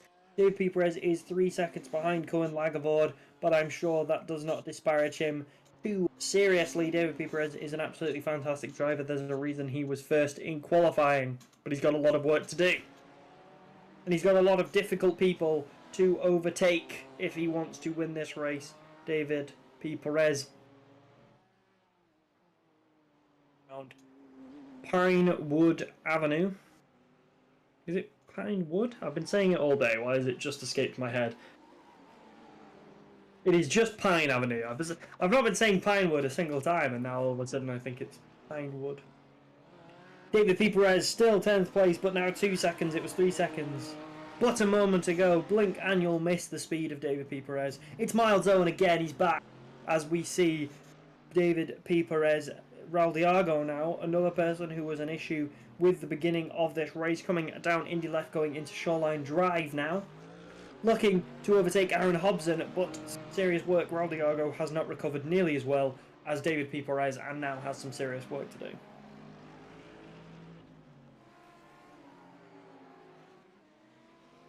Voss, following him at the moment, he's got an absolute train behind him. Raul Diago back to him as he goes into Pine Avenue, looks to overtake Aaron Hobson and does. Great racing from Raul Diago going around Toyota there.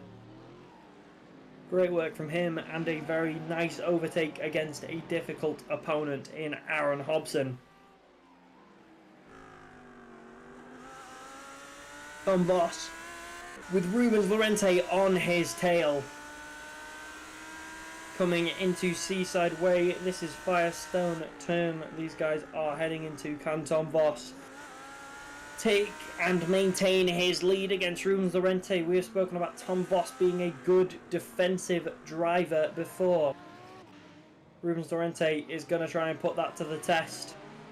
Needs to make sure he doesn't get too aggressive though, as Gerard Sedani Sayers is ready to pick up the pieces if Rubens Lorente makes a mistake.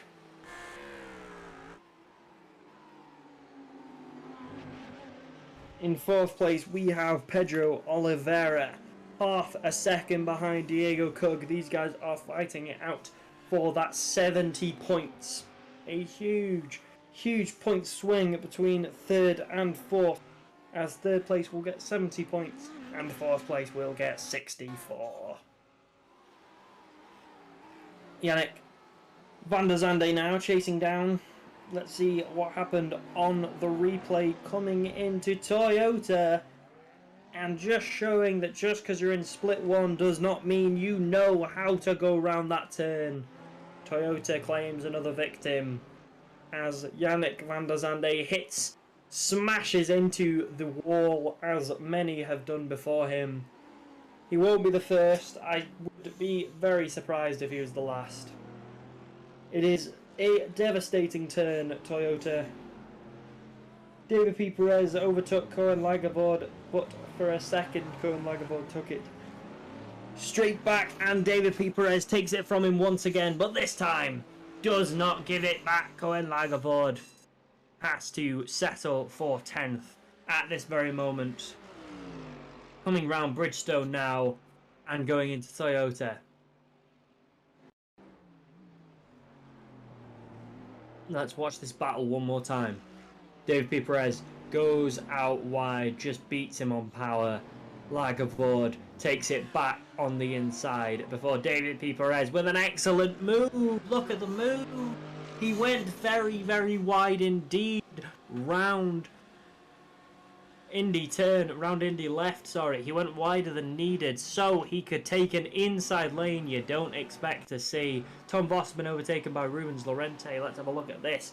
Just quickly, Tom Voss just does not have the pace going round Toyota and Rubens Lorente. He's got muscles on his car, and his car is indeed full of power as it powers past Tom Voss, who is now in 6th again. I was just bigging up Rubens Lorente, but for some reason he has lost his place almost immediately. Let's have a look at this. This was just after the overtake from Rubens Lorente, who is very wide indeed, but as to be expected. Tom Voss, great driving!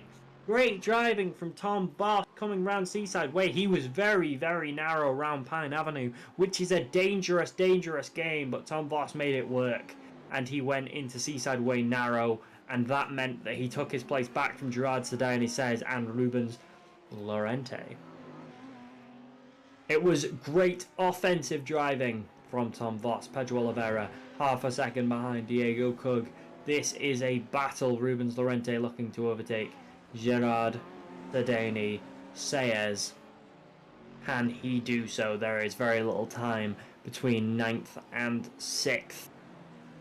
Only about 2 seconds between all of those guys. So let's have a look one more time. Here's Rubens Lorente. He's doing what he's supposed to do. He's going out wide. You know, there's no issue with Rubens Lorente's driving. And he did hit the wall.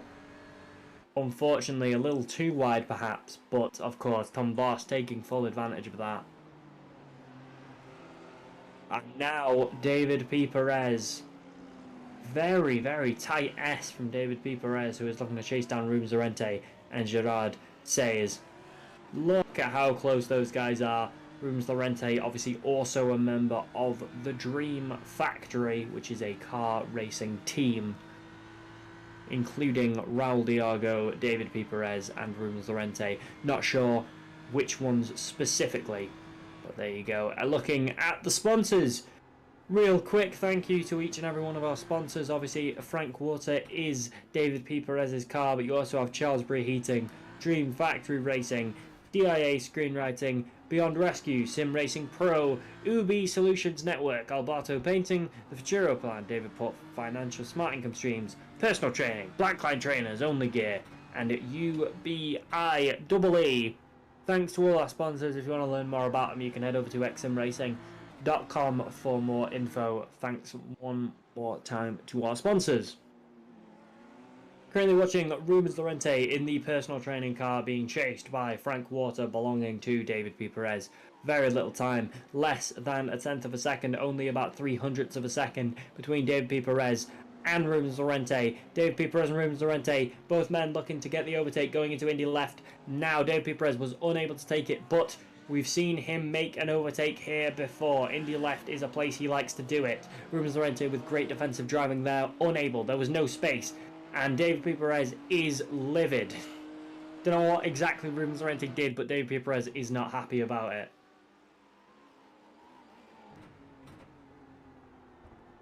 Both men going around this right here. This is Firestone coming into Indy left. Rubens Lorente has the lead, and I'm not sure what he did wrong, but David P. Perez flashes the lights at him. Not sure exactly what the issue was there. Would have to ask David P. Perez what he was what he took offense to there. Pedro Oliveira very close behind Diego Cug. These guys have been fighting throughout this entire race, and with only 6 minutes left, there will be a conclusion to that race. Will Pedro Oliveira overtake Diego Cug? Will he get that 6 extra points? Doesn't sound like a lot. To these guys, it is everything. David P. Perez looking to overtake Rubens Lorente now still. John Sylvester has crashed at Toyota. We speak about Toyota, it's a bastard. Martin Hobson is out.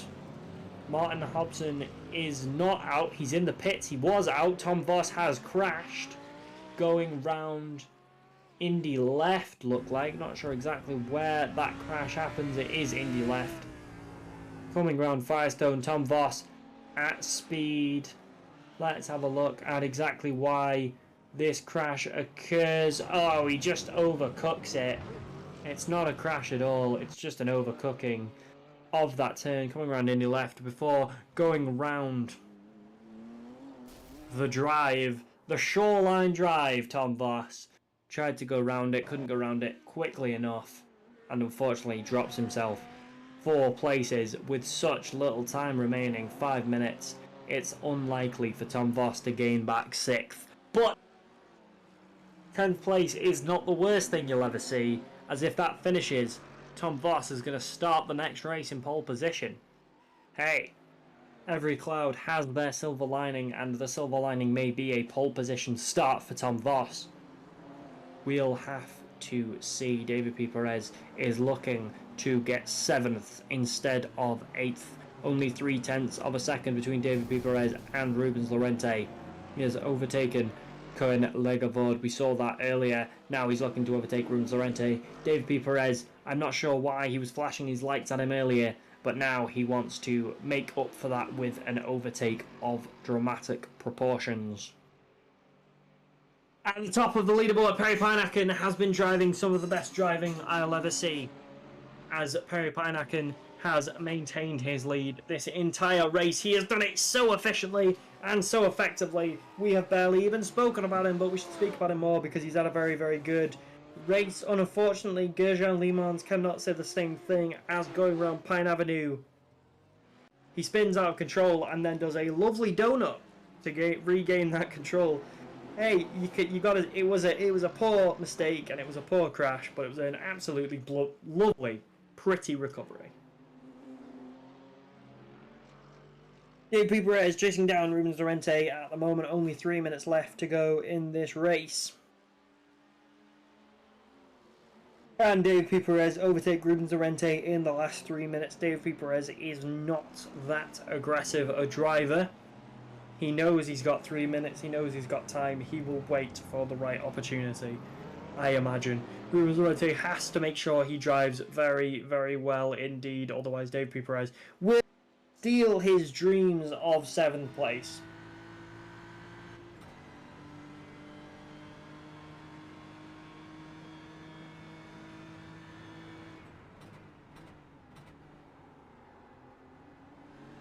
Rubens Lorente is looking to overtake Gerard Sayers, but oh, bit of a crash there. And David P. Perez looking to take advantage, does indeed, bumps into the back of Rubens Lorente and then uses that to get the overtake. That's a little bit naughty from David P. Perez. Now looking to overtake. Can he make an overtake on Gerard Sayers? There's 3 seconds between the two of them, so I doubt that's possible in 2 minutes. So now he is looking to defend against Rubens Lorente. Can we see a defensive race from David P. Perez? Let's have a look at this one more time. There's the bump, and it just bumps Rubens Lorente a little bit off course. David P. Perez able to go around him as that loss of velocity from Rubens Lorente, who has taken it right back. Rubens Lorente is once again ahead of David P. Perez, which is very interesting. David P. Perez, a mistake it seems, and now he's overtaken both men. It is very close between the three of them. Tom Voss now with an overtake. Tom Voss jumps back into 8th place. Everything is happening. Pedro Oliveira finally overtakes Diego Cug. And things are going wild. David P. Perez jumps up in 7th. Tom Voss is in 8th. And Rubens Lorente is quite a distance between with only 1 minute left to go. Raul Diago has not been able to make any of the places that David P. Perez has. Tom Voss, let's have a look at what happened here. Both men with a collision going round Indy left, and Tom Voss just went, thank you very much, I will take those 2 places. I will take them indeed. Coming round Indy left here, and oh dear, Rubens Lorente just got caught as he was making his turn. Nothing could be done, and those positions squandered in the last minutes, the last seconds of this race. 8th place for Tom Voss, only losing 2 places after that mistake earlier from him. Nothing too serious about that. Perry Pineacken must be very, very happy with himself as he looks to win this race. There are no more laps, even if there was not. The 20-minute time limit is finishing, but this was a 16-lap limit race, and 16 laps have happened. So Perry Pineacken now looking just to finish strong now. Coming round Toyota now and going into Pine Avenue.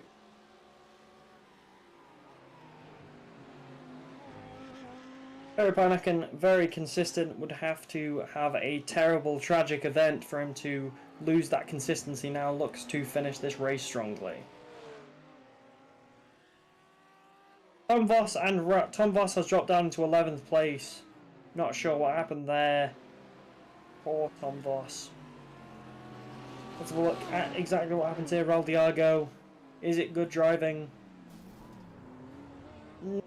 No, not really. He just smashes into the back of him there, unable to gain an advantage because of it. Tom Voss was in 8th place, and now he's in 11th. Not sure exactly what caused that. Perry Pineacker wins race 1. Congratulations, Perry Pineacker, and Jordi Clara finishes in 3rd. Pedro Oliveira was able to overtake Diego Cug right in the last minute, and Diego Cug finishing 4th. Yannick Van der Zande going to take 5th. Gerard Sayers and David P. Perez. Gerard Sayers finishes 6th. Perez finishes 7th. Not too bad considering a poor start. Rubens Lorente looking to finish 8th does. Cohen Lagavord in 9th. And Raul Diago finishes ahead of Tom Voss. Raul Diago will have pole position going into the 40-minute race. That is interesting indeed. Jansen Ferreira going to finish in 12th. In 13th is Aaron Hobson finishing up now. Gregorio Perez. Sesma going to take 14th place. In 15th, J. Carlos Villarejo, which is an improvement from his starting position of last. So I'm sure he's very happy about that. John Sylvester also going to finish the race in 18th. Gerjon Leemans finishes 16th. And Martin Hobson will take 17th place. That is the 20-minute race done. We now just have the 40-minute reverse grid extravaganza. In the start of that grid will be Raul Diago. They now have a 5-minute warm-up, and I'm going to take myself a 5-minute break. But as when we come back, we will see some very exciting racing. Here are the championship standings so far. 100 points belonged to Perry Pineacken, and we shall see what happens at the end of the 40-minute reverse grid that Raul Diago will start in pole position of.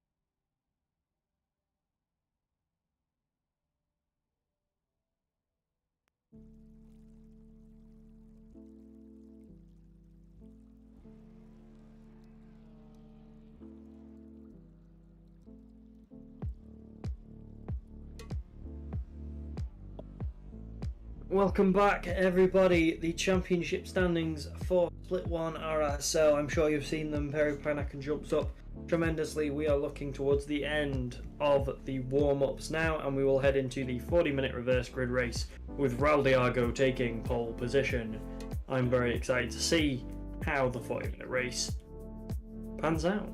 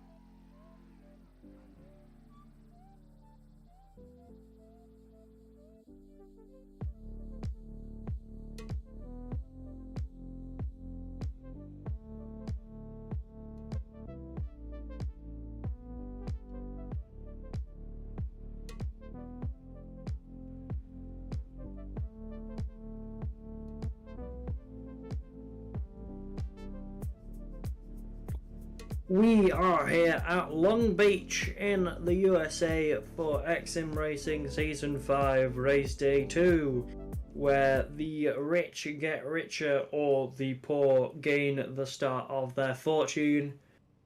We shall see exactly how the times change, who is going to keep themselves in top spot. As we've seen, there have been places changing already. Jordi Clara has jumped up into first. But here are the placements. Raul Diago going to start the race in first. Koen Lagervoort in second. Rubens Lorenzi third. David Perez going to start in fourth. Gerard Sedani says in fifth. In sixth, Yannick van der Zande. 17th will be Diego Cug. 8th is Pedro Oliveira. In 9th was... I don't remember. I'll be honest, the start has already happened. And these guys aren't now, yeah. It was a quick start indeed. Did not expect it. David P. Perez jumps up into fourth place, drops all the way down back into fifth, and there has been a significant crash already. Lots of places lost by Perry Panakin after having the best possible start in the last race. It's the worst possible start in race number 2. 18th place for Perry Panakin. In a 40-minute race, he can make it up. But that's a very, very difficult beginning. Raul Diago is the pace setter. Let's have a look at what happens. Pedro Oliveira involved.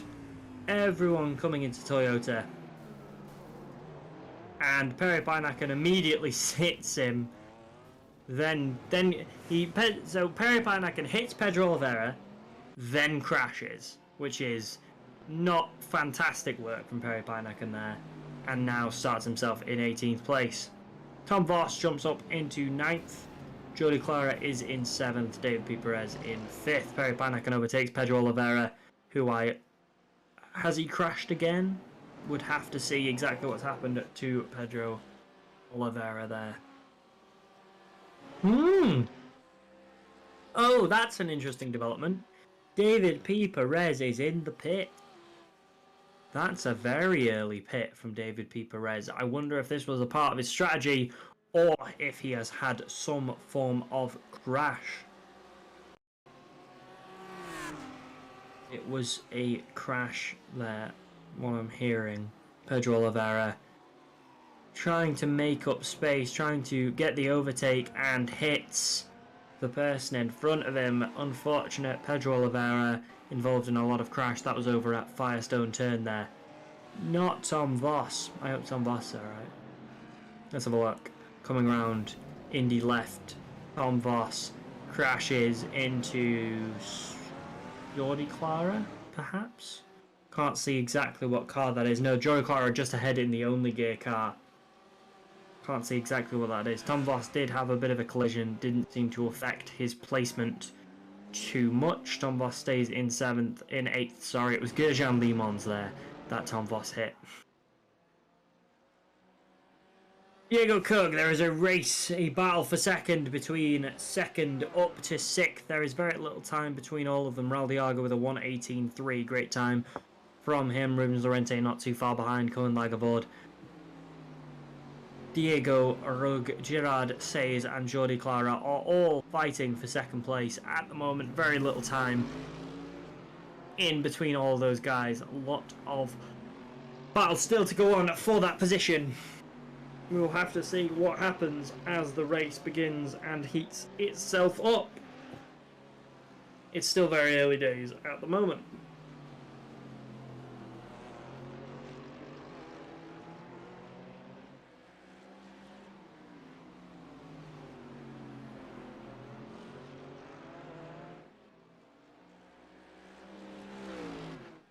Johan Lagavord chasing down Rubens Lorente. Very little time between the two of them. Barry Pijnacken overtakes Yannick van der Zande.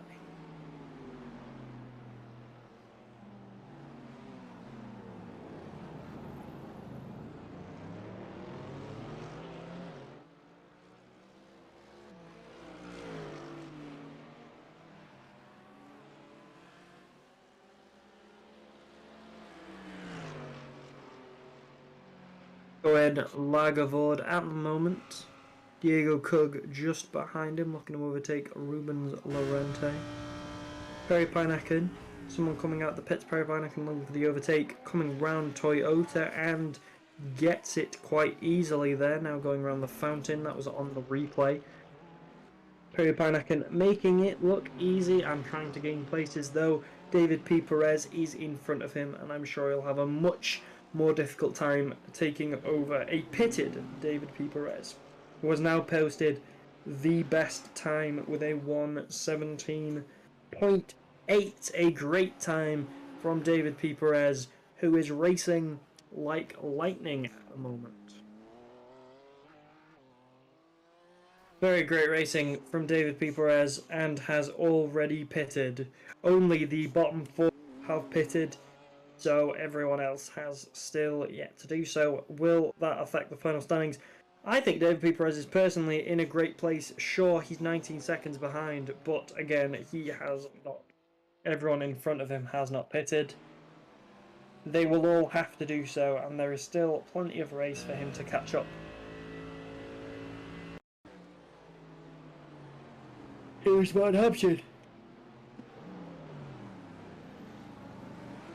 Going down Indy left as he looks to take the turn into Shoreline Drive, somewhat overcooks it and spins off just a little bit, loses himself some places. It is currently Cohen Lagavord that is playing a bit of... he's just crashing. I don't know. I was going to make a clever joke and then I realised I did not have one and he had just crashed. Where did he crash, one may ask? Good question. It was Toyota. It was Toyota. It was the place where everybody crashes, the left hand into Toyota. It was slightly smashed into from behind, and Cohen Lagavord hits the barrier that many people before him have hit. Here it is. Here's the contact. Oh, a bit of a bounce there as the 3 cars smack into each other, looking like a comedy trio you may be aware of. Rubens Lorente looking to overtake Tom Voss. He is about half a second behind him. Tom Voss, as we've spoken about before, a good defensive driver in 6th place. Is it deja vu?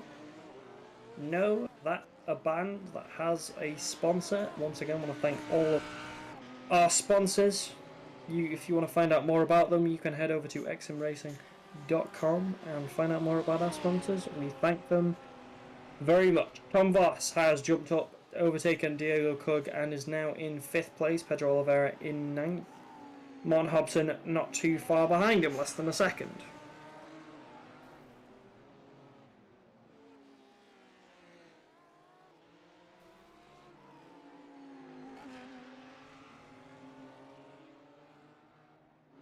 John Sylvester is looking to overtake Martin Hobson and jump up into the top 10.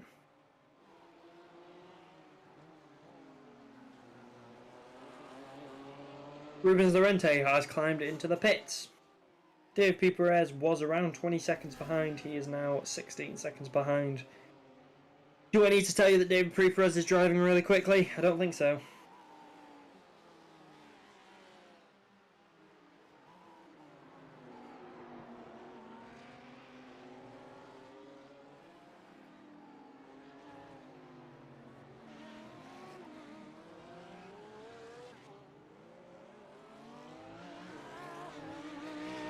Pedro Oliveira about half a second behind Gregorio Perez Sesma.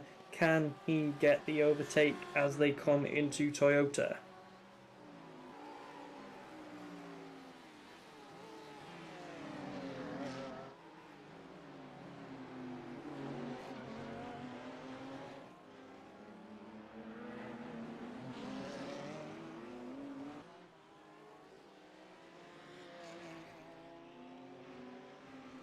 Jansen Fiera is 1 second behind Diego Cug and is looking for the overtake, but Diego Cug has had a great performance in his first race and I'm sure wants to get a good performance in his second. Tom Voss had a bit of a disappointing end to race number 1, but now we are 9 minutes into race number 2 and is looking to improve upon that.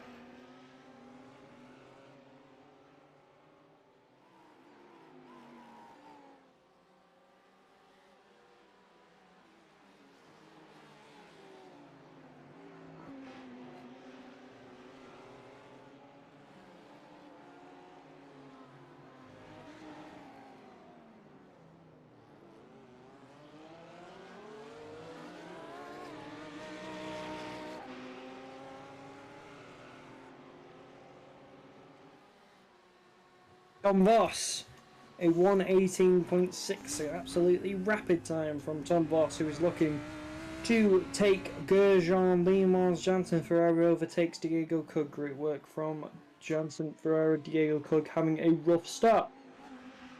Tom Voss in the Davenport Financial car, looking to get the overtake. It's Jansen Ferrari here. Let's have a look at how he gets the overtake on Cug. Very nice and simple on the inside lane, overtakes round Toyota. Diego Cug just a little slow on the mark there, and he's not been having, as we just said, the best race possible. Diego Cug there, slightly unfortunate. Tom Voss in 5th place still, and less than half a second behind Grosjean Limons, who is absolutely going to have to watch out. A huge interval between Raul Diago and Gerard Sayers. Tom Voss gets the overtake on Grosjean Limons coming round into Indy left. Oh, dearie me, Grosjean Limons bounces into the side of Firestone turn there. It's a huge mistake from Grosjean Limons, and Tom Voss takes full advantage. Diego Cug goes into the pits and is swiftly dropped down. Maybe I was having an issue with the car, maybe that was why he wasn't having the best race imaginable.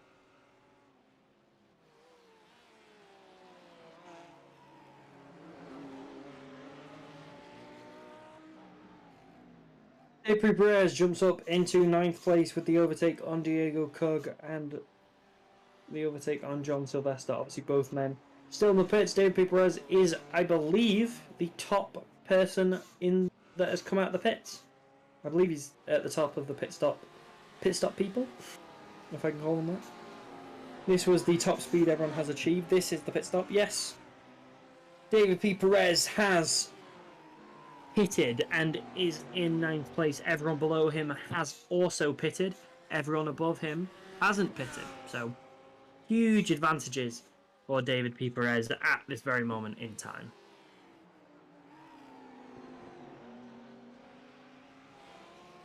And we will have to see how that affects the final race. Let's have a look at everyone's position. Tom Voss has jumped up 7 positions.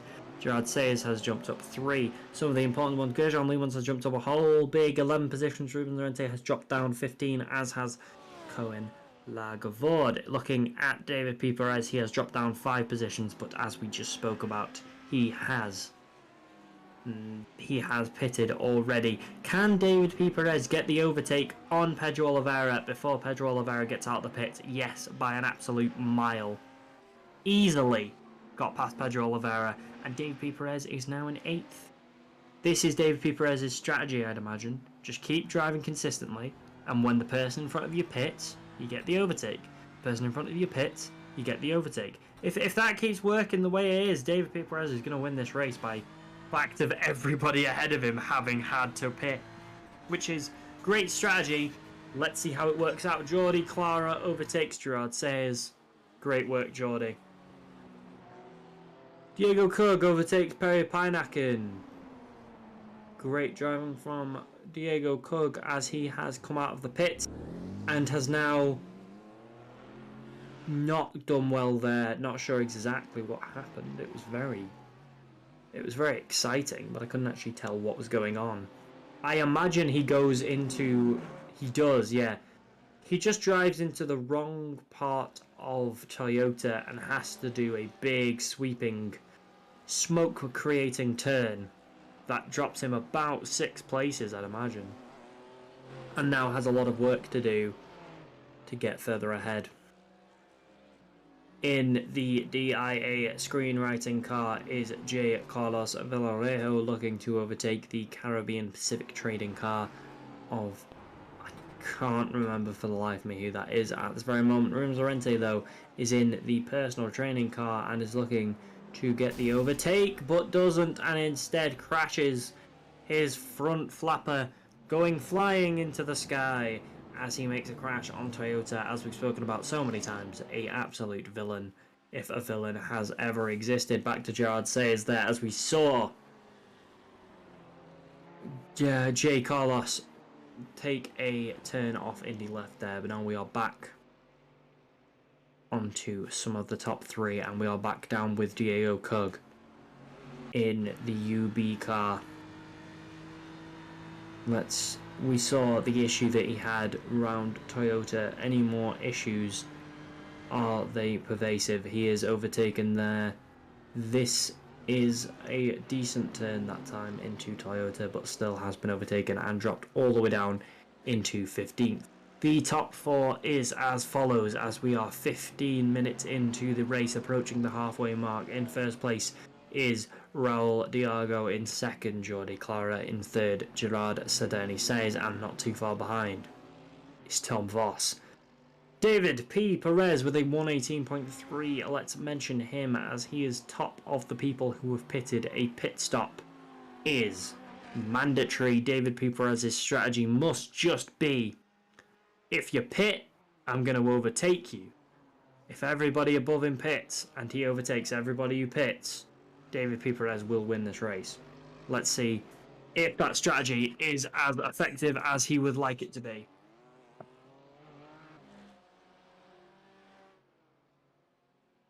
Raul Diago is motoring along, taking one more lap, going into his lap number 13 now. Raul Diago started the race in first and has not lost that since.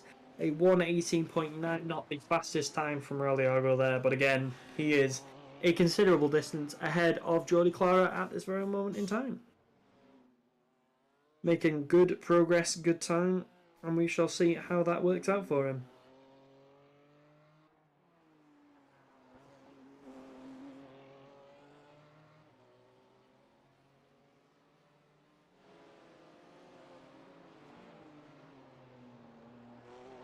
Diago now coming into Pine Avenue, still in first place as we see it at this very moment in time.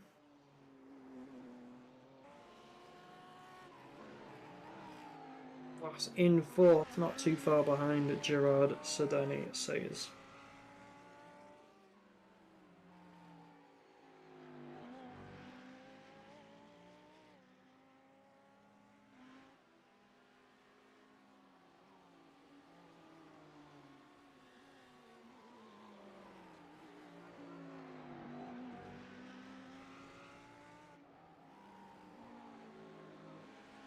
It's Tom Voss, Indy left for Tom Voss, now coming round into the big ol' drive. It's Shoreline Drive. before taking off Bridgestone as he takes one more lap. We are now on lap 14. J. Carlos Villarejo is currently in 15th place, looking to overtake Diego Cook.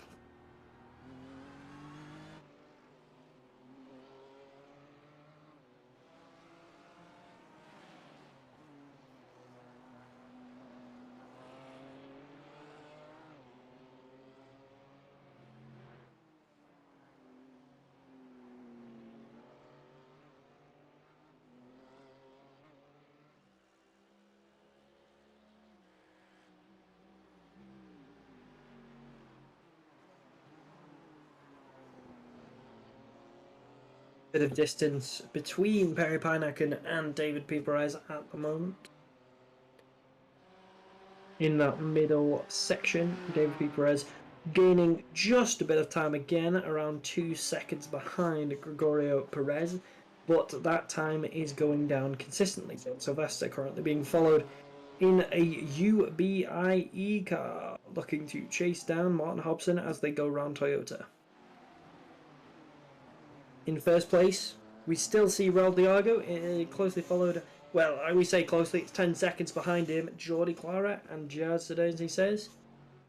The only Ferrari on the pitch. If you see a Ferrari pitch, it's a racetrack. I'm a football fan, I'll admit it, so sometimes I say pitch. But in the only Ferrari on the track, Tom Voss not too far behind him. In fact, less than a second behind, as says, is Tom Voss. J. Carlos Villarreal is 2 seconds behind Diogo Cook as he looks to get himself a better time.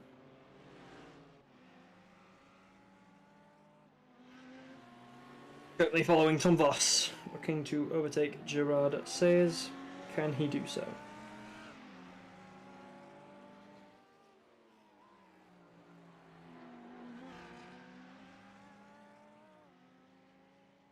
Not much time between the two of them as they go into Seaside Way before taking on Firestone left.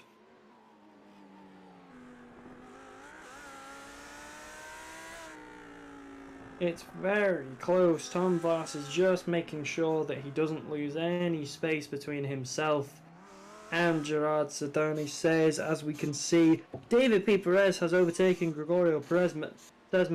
David P. Perez is now overtaking people who haven't even pitted yet. David P. Perez is on a bit of a mission, but so is Tom Voss. Very wide from David P. Perez, but just has the power to overtake Gregorio Perez. Sesma gets in front there before coming into Seaside Way. Great driving, David P. Perez. Tom Voss still on the tail of Gerard Sayers, still less than a second behind him, but time is pacing, and Gerard Sayers is looking to get a bit of daylight between the two of them. Tom Voss trying his best to make sure that doesn't happen.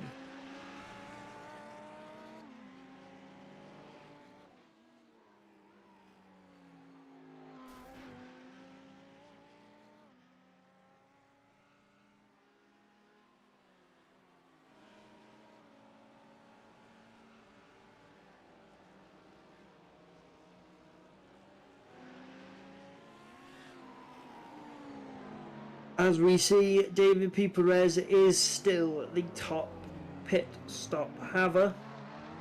I doubt anyone in the top 4 is going to pit for a little while. They're probably going to wait until around the 30-minute mark. Barring any kind of crash, I would imagine that they just want to get as big of a gap between themselves and someone like David P. Perez as possible and pit as late as they can get away with. We are just past the halfway mark of this race and the halfway mark of race day 2. Following Tom Voss, who is 3/10 of a second, 5/10 of a second behind Gerard Sayers there.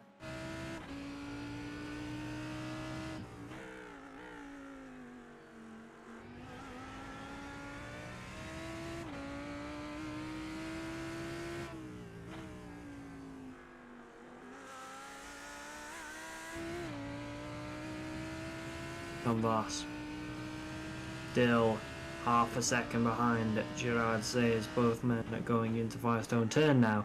They have been neck and neck for an entire lap at minimum. Tom Voss just waiting for Gerard Sayers to do anything at all incorrectly so he can gain an advantage. I imagine that Gerard Sayers wants Tom Voss to go away. Please go away. Hopefully trying to see him further in his rearview mirror than you can imagine as they take one more lap. They are now into their 18th lap. This is a race that is only 30 laps long, 40 minutes or 30 laps. We shall see which comes, but as we just pass the 23-minute mark of this 40-minute race, we see some battles. Most people, though, are starting to get larger and larger gaps between the two of them as this race wears on. Not Tom Voss, though. Tom Voss is keeping that gap very small, 0.2 of a second as both men head into Seaside Way. Wow, very, very close indeed. Tom Voss, can he find an opportunity? Doesn't look like it at the moment. Looks like these guys are in a stalemate. But any opportunity will be taken advantage of, I imagine.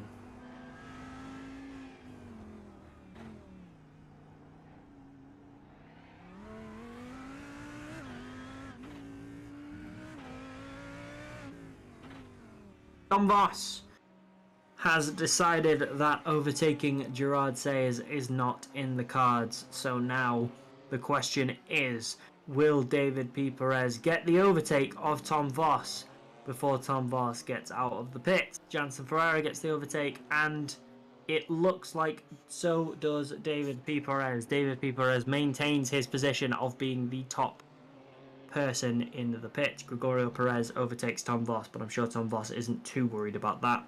As will Perry Panakin get the overtake? There's absolutely no chance as he's 20 seconds behind.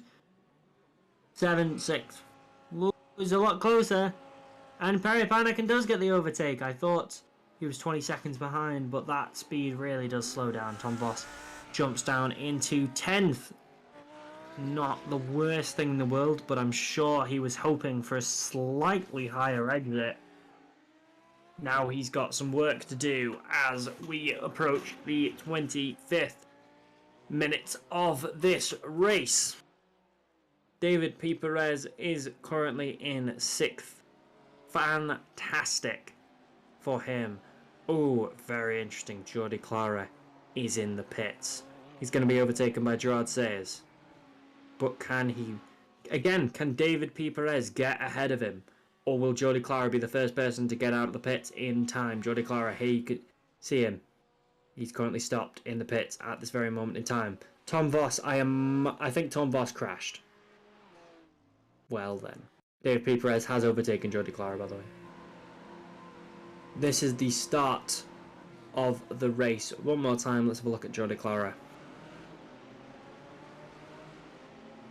If you didn't spot it, Jordi Clara right at the very beginning of the entire race.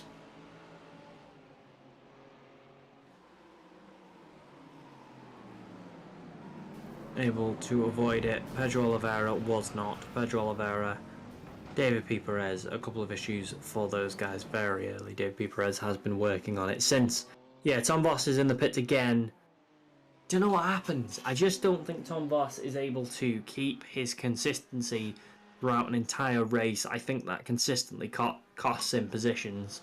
I think he is unable to keep his fantastic level up for an entire 40 minutes.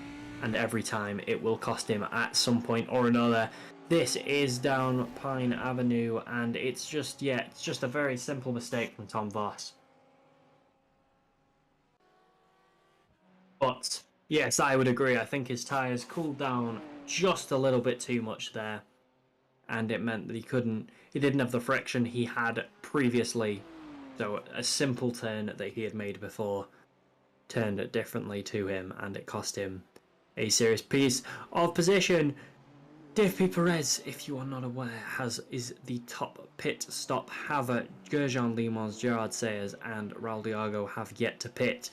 David P. Perez is in an absolutely fantastic position. We are 27 minutes in to this 40-minute race, and David P. Perez is in great position at the moment.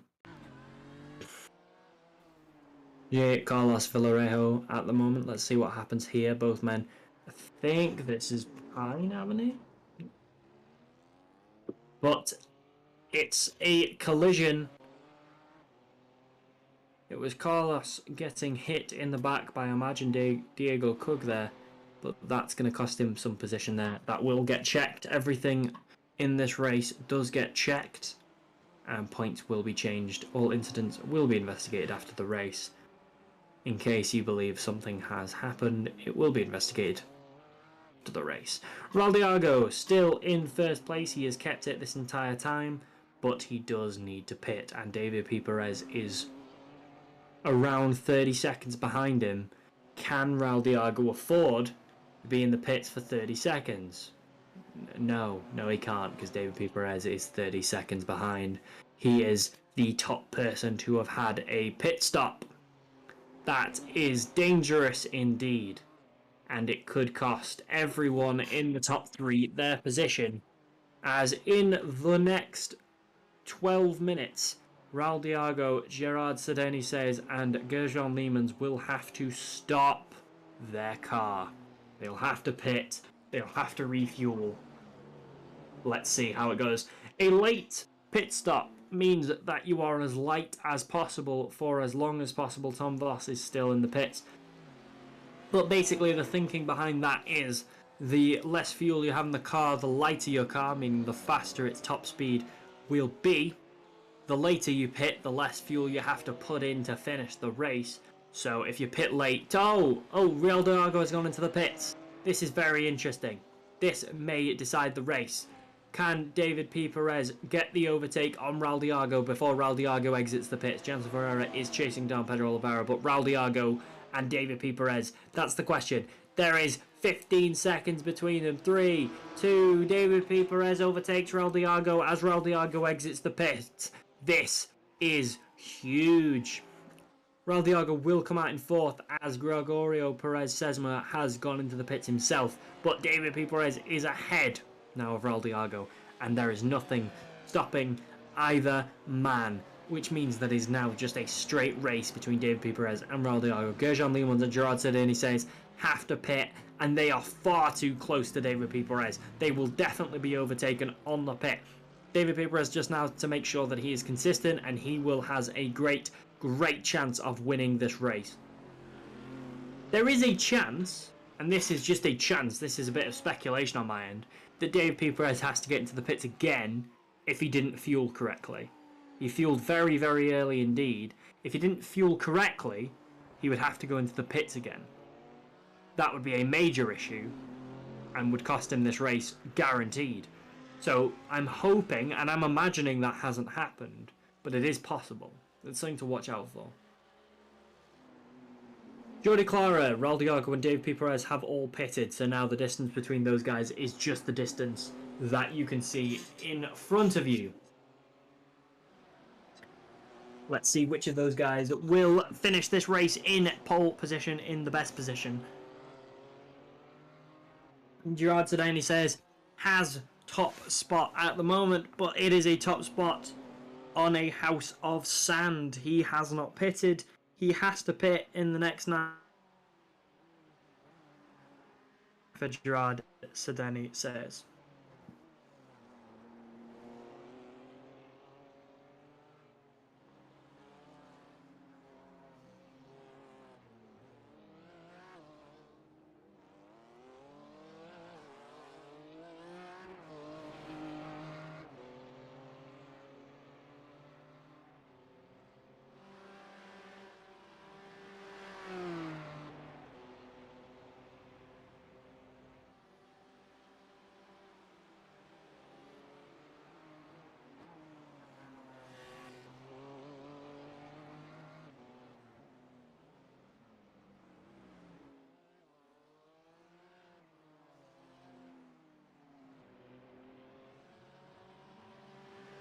David P. Perez is now in first place. The pits from Sayers and Lorente have occurred, and David P. Perez takes advantage, as does Raldiago. First place, David P. Perez. Second, Raldiago. 5 laps and 8 minutes left to go. Let's see what happens. Jordi Clara also gets the overtake, as does Perry Pijnakken. Yannick van der Zande 2, Gerard Sayers and Gerjon Leemans. I don't know why I thought it was someone else. For some reason, I thought it was Rubens Lorente, who was at the back of this track. Long periods does strange stuff to you, I imagine. Very, very strange indeed. But no, it was Gerjon Leemans and Gerard Sayers. We were talking about how their lead was built on sand, and that sand has fallen away now to show a pit stop is a dangerous thing, and they have jumped all the way down into 6th and 7th respectively. David P. Perez, his strategy of just overtaking people that pit has worked like a charm, as he is... Rubens Lorente is currently driving without a front top. His engine is fully exposed. He doesn't have the front of his car. The front of his car is not a part of it. I'm not sure what his plan is at the moment. Or how long he thinks he can keep driving like this. Going round Fire Bend Turn. I think fire is something that may start to come out of his car if it's any more damaged. He's coming around Indy left. I mean, the muscles on the side of his car really are an example of how he's driving. He is driving as a muscle. Torn off the side. Look at it. My God. The sponsor's going to have something to say about it. There's nothing on the front of his car.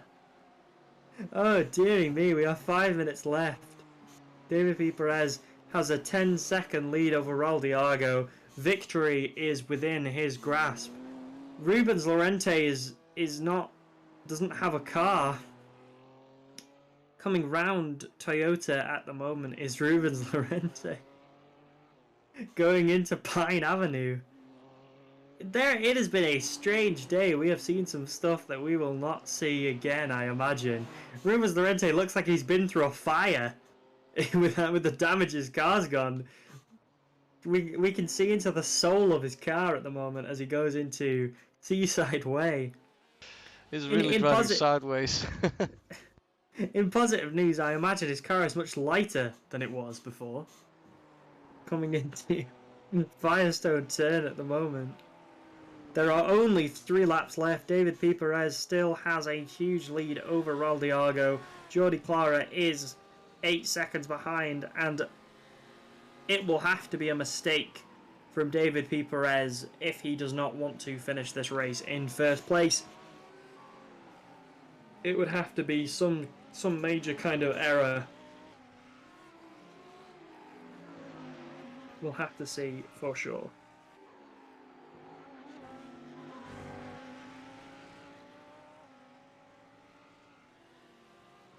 Pedro Oliveira looking to overtake Gerjon Leemans 8th into 7th.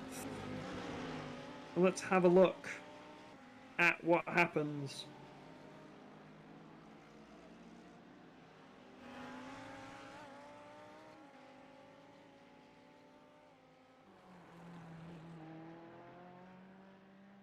Gerjon Leemans is holding out against Pedro Oliveira. Gerard Sayers is 6 seconds ahead of Yannick van der Zande. Jordi Clara improving on his best time with a 1:18.3, an absolutely great time. Rubens Lorente still hasn't gone into the pits because at this point, why bother? I guess. You might as well just keep driving at this point. There's only 4 minutes left of the race. Just keep going, why not? David P. Perez is showing an example to us all of absolutely exemplary driving. He has had a fantastic strategy. He pitted early, and then he overtook everybody who had to pit. When you pit, I don't think David P. Perez, apart from Gregorio Perez Sesma, I don't think David P. Perez has overtaken anybody who wasn't stuck in the pits. He's not had to drive aggressively. He's just driven consistently, and everyone who has pitted has fallen behind him. It's great strategy from David P. Perez, and it's probably going to win in this race. Pedro Oliveira, half a second behind Gerjon Limons. Will he be able to overtake him? Tom Voss, I imagine, is just out of this race at this point. I know it doesn't say out, it says pit, but I don't think he's coming out of the pit, so I imagine Tom Voss is going to finish in last place because the universe doesn't want my friends to win races. I guess. Let's have a look at Pedro Oliveira. Goes around Indy left.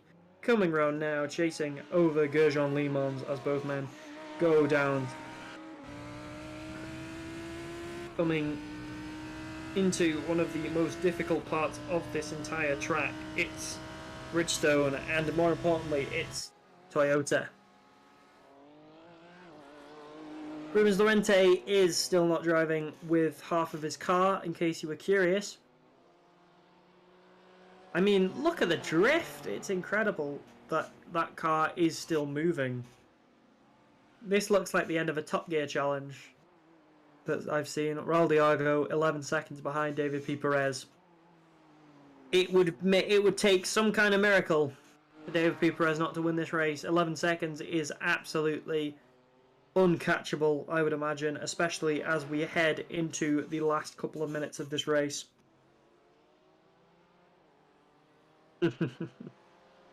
We are into our final lap. David P. Perez, he knows he's won. I'm pretty sure we all know he's won. It would take a crash that has not happened yet, and David P. Perez has not really crashed. He's not had any kind of error. He had there were early mistakes, but that wasn't really even his fault, and since then he has done exemplary driving. Pedro Oliveira still trying to catch Gerjon Limons. We shall see whether that happens or not as they go into their final lap. We are now waiting for David P. Perez.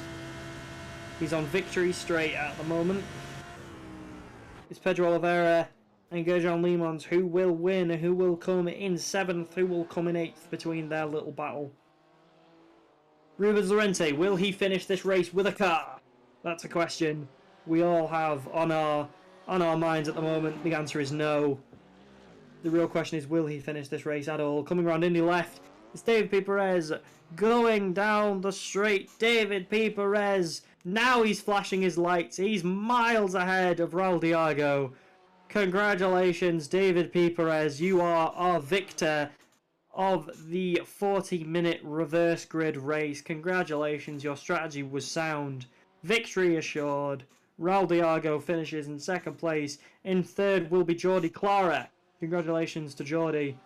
Perry Pijnakken going to finish in 4th with Yannick van der Zande in 5th. Gerard Sedani says is going to finish in 6th place. Jansen Ferreira in 7th. Now the battle between Gerjon Limons and Pedro Oliveira. It looks like it's going to be Gerjon that wins it out. Pedro Oliveira is still half a second behind, and I would imagine that's an uncatchable time. Gerjon Limons finishes in 8th. Pedro Oliveira in 9th. Martin Hobson gets himself into the top 10. There is 4 seconds between him and Gregorio Perez, so I imagine Martin Hobson finishing in the top 10. He does. 10th place for Martin Hobson. 11th for Gregorio Perez Sesma. John Silvestri finishes. Aaron Hobson going to finish in 13th. Rubens Lorente has finished the race without a car. His car was absolutely tremendously broken. I'm not sure what the hell happened. Here is the 40-minute race results. David P. Perez gets himself 100 points. Raul Diago gets himself 80. Jordi Clara gets himself 70. Perry Pijnakken, with a fantastic day overall, gets himself 64 points to add to his 100. Yannick van der Zande gets himself 60. It's Gerard Sedani Saez with 56 points, and it's Jansen Ferreira with 52. In 8th place, Gerjon Limons 48, Pedro Oliveira with 44, and Gregorio Perez Sesma in 11th with 40. Did I say more? I'm sorry. It's the end of a 40-minute race. I'm excited and I'm a little bit lost. Pedro Oliveira finishes 9th with 44. It was Martin Hobson rounding out the top 10.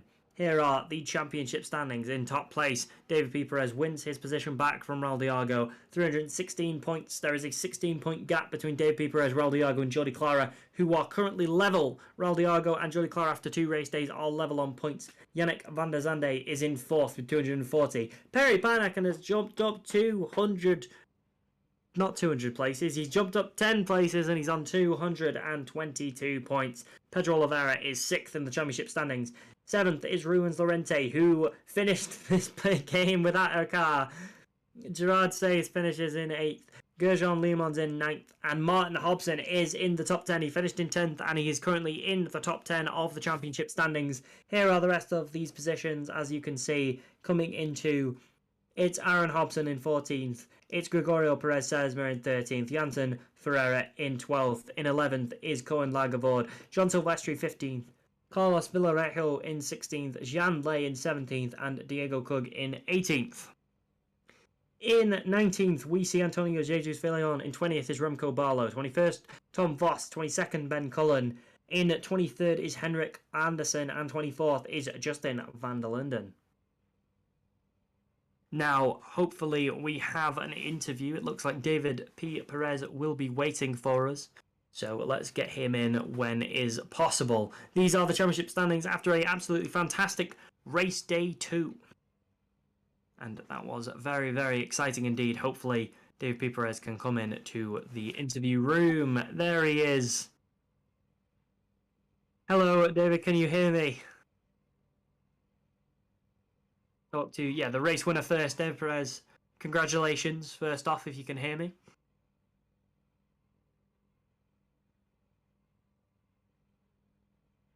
We may have to go back to David Perez in a second. Raul, are you around? Can you hear me? Yeah, hello, David.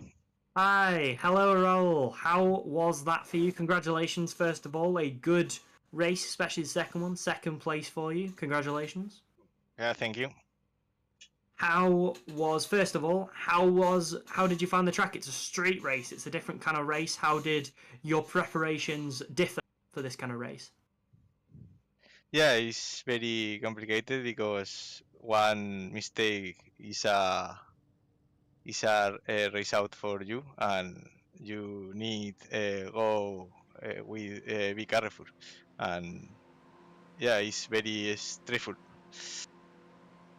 I can imagine. So after 2 race days, you are currently in 2nd on the championship standings. Obviously, you were very close to winning last season overall. So how do you feel after 2 race days going into the championship of season 5? I think I can fight for the championship, but yeah, I think in the next race I can fight more with David and Jordi and get a good fight for the audience. Absolutely, I 100% agree. Is there anything you find really interesting about this track? Anything you'd want to say to people watching? Yeah, thank you for watching, and I hope it's funny for all. And thank you. Thank you very much, Raul. Jordi, are you here? Yes, I am. Welcome. Thank you very much for joining me, Jordi. Congratulations for your race as well. Maybe didn't finish exactly how you wanted it to, but you still raced a very good race. Yeah, it was a race about not making mistakes at all. My pace was good, but it was not even close to David today. The car understeers a lot, and on the entry I was not comfortable with today's car here. So instead I just went for a safe race, and it worked good enough. I'll ask you a similar question to Raul. It's still very close. You still have an absolutely fantastic chance at winning the championship. After last season's sort of disappointment, you weren't really involved in winning the championship towards the end of the season. Do you feel more confident this season? I feel that if I drive like this in a safe way in the early laps, I will have the chance to fight for the championship again. So this is the correct way to make the second race, to be alive in the future race.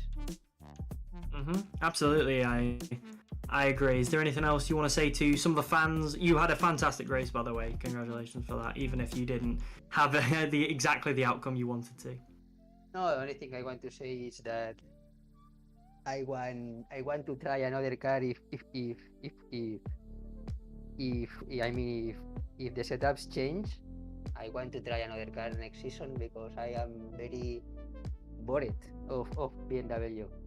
So I'm not enjoying driving this car right now. But the tracks are good this season, so at least I can enjoy the tracks, but not the car. That's understandable. Well, we'll see, and hopefully you can get a car switch soon. Thank you very much for joining me, Jordi. David, are you here? David, are you here? Now, yes. Sorry for the delay. No issue whatsoever. Congratulations, first of all. You had an absolutely fantastic race, especially the second one, the 40-minute one. You were very, very impressive. Congratulations. Thank you. So, first thing I want to ask you was there a strategy to your racing? Obviously, I spoke about during the race how you pitted very early and then pretty much you overtook people when they were in the pits for the most part. Was that a strategy on your end to pit early? Yeah, definitely. But the thing is that once I pitted and I saw the rhythm that Raul and Jordi had, I thought that they were saving fuel for not doing the pit stop. So I was like a little bit like I didn't know what was gonna happen. But then at the end they pitted as expected. But yeah, I felt like I was pretty quick all day long. Also in the quali, I did a pretty good quali, even though I made a mistake in the start of the first race. But anyway, I think that I got the most points out of this event, so that's what it counts. Absolutely, yeah. And your qualifying time was 1:17.8, I think. It was really, really impressive. Yeah, yeah. It was pretty much the best lap time I've done this week, so I was pretty happy with the lap. Also in the conditions, the track wasn't in the way I expected it to be, so it was a pretty good lap to make in the qualifying. Yeah, fantastic lap time and a fantastic race day for you overall. I asked Raul slightly about how you would prepare for this kind of track for a street race. How do you feel about street races? Well, to be honest, I love this kind of tracks, like being super narrow. You don't have any room for error. Also, it's pretty difficult to overtake anyone, and yeah, it's pretty much the most intense racing you can get. So preparing it doesn't change a lot compared to the normal racetracks. I mean, I've done the same preparation for the last 3 seasons as in doing some laps alone on the track, getting to know the points to brake, the points to accelerate, how to navigate the track, and then after that you make some, I don't know, 20 minutes of racing with another car, and then you get the feeling of where to overtake, where you cannot overtake, and that sort of things. Yeah, absolutely, that makes a lot of sense. And as I asked Jordi and as I asked Raul, is there anything you want to say to people watching, anything you want to add about the season, the championship, stuff like that? Well, it seems like this season will be a banger, to be honest. We are pretty close in these 2 first races. I feel like the people is having a lot of fun with us racing, and I hope that in the next 3 races that we have, we can fight the 3 together, and also if anyone gets with us also, I feel like it's gonna be a pretty good season for us. I think so too. I think that's a great way of putting it down. I think you've done absolutely fantastic. Once again, congratulations very much for today. You had an absolutely fantastic pair of races and a great qualifying time too. Thank you, and congrats also to Raul and Jordi for the races. They did an amazing job today also. Absolutely, I agree with that. Congratulations to all three of you. Thank you very much, everybody, for watching. Next week we are back. X-SiM Racing Race Day 3. It's going to be another absolutely fantastic race day. Be sure to join us. I am David Isaac. I've been your commentator for this weekend. Thank you very much for watching and have a fantastic evening.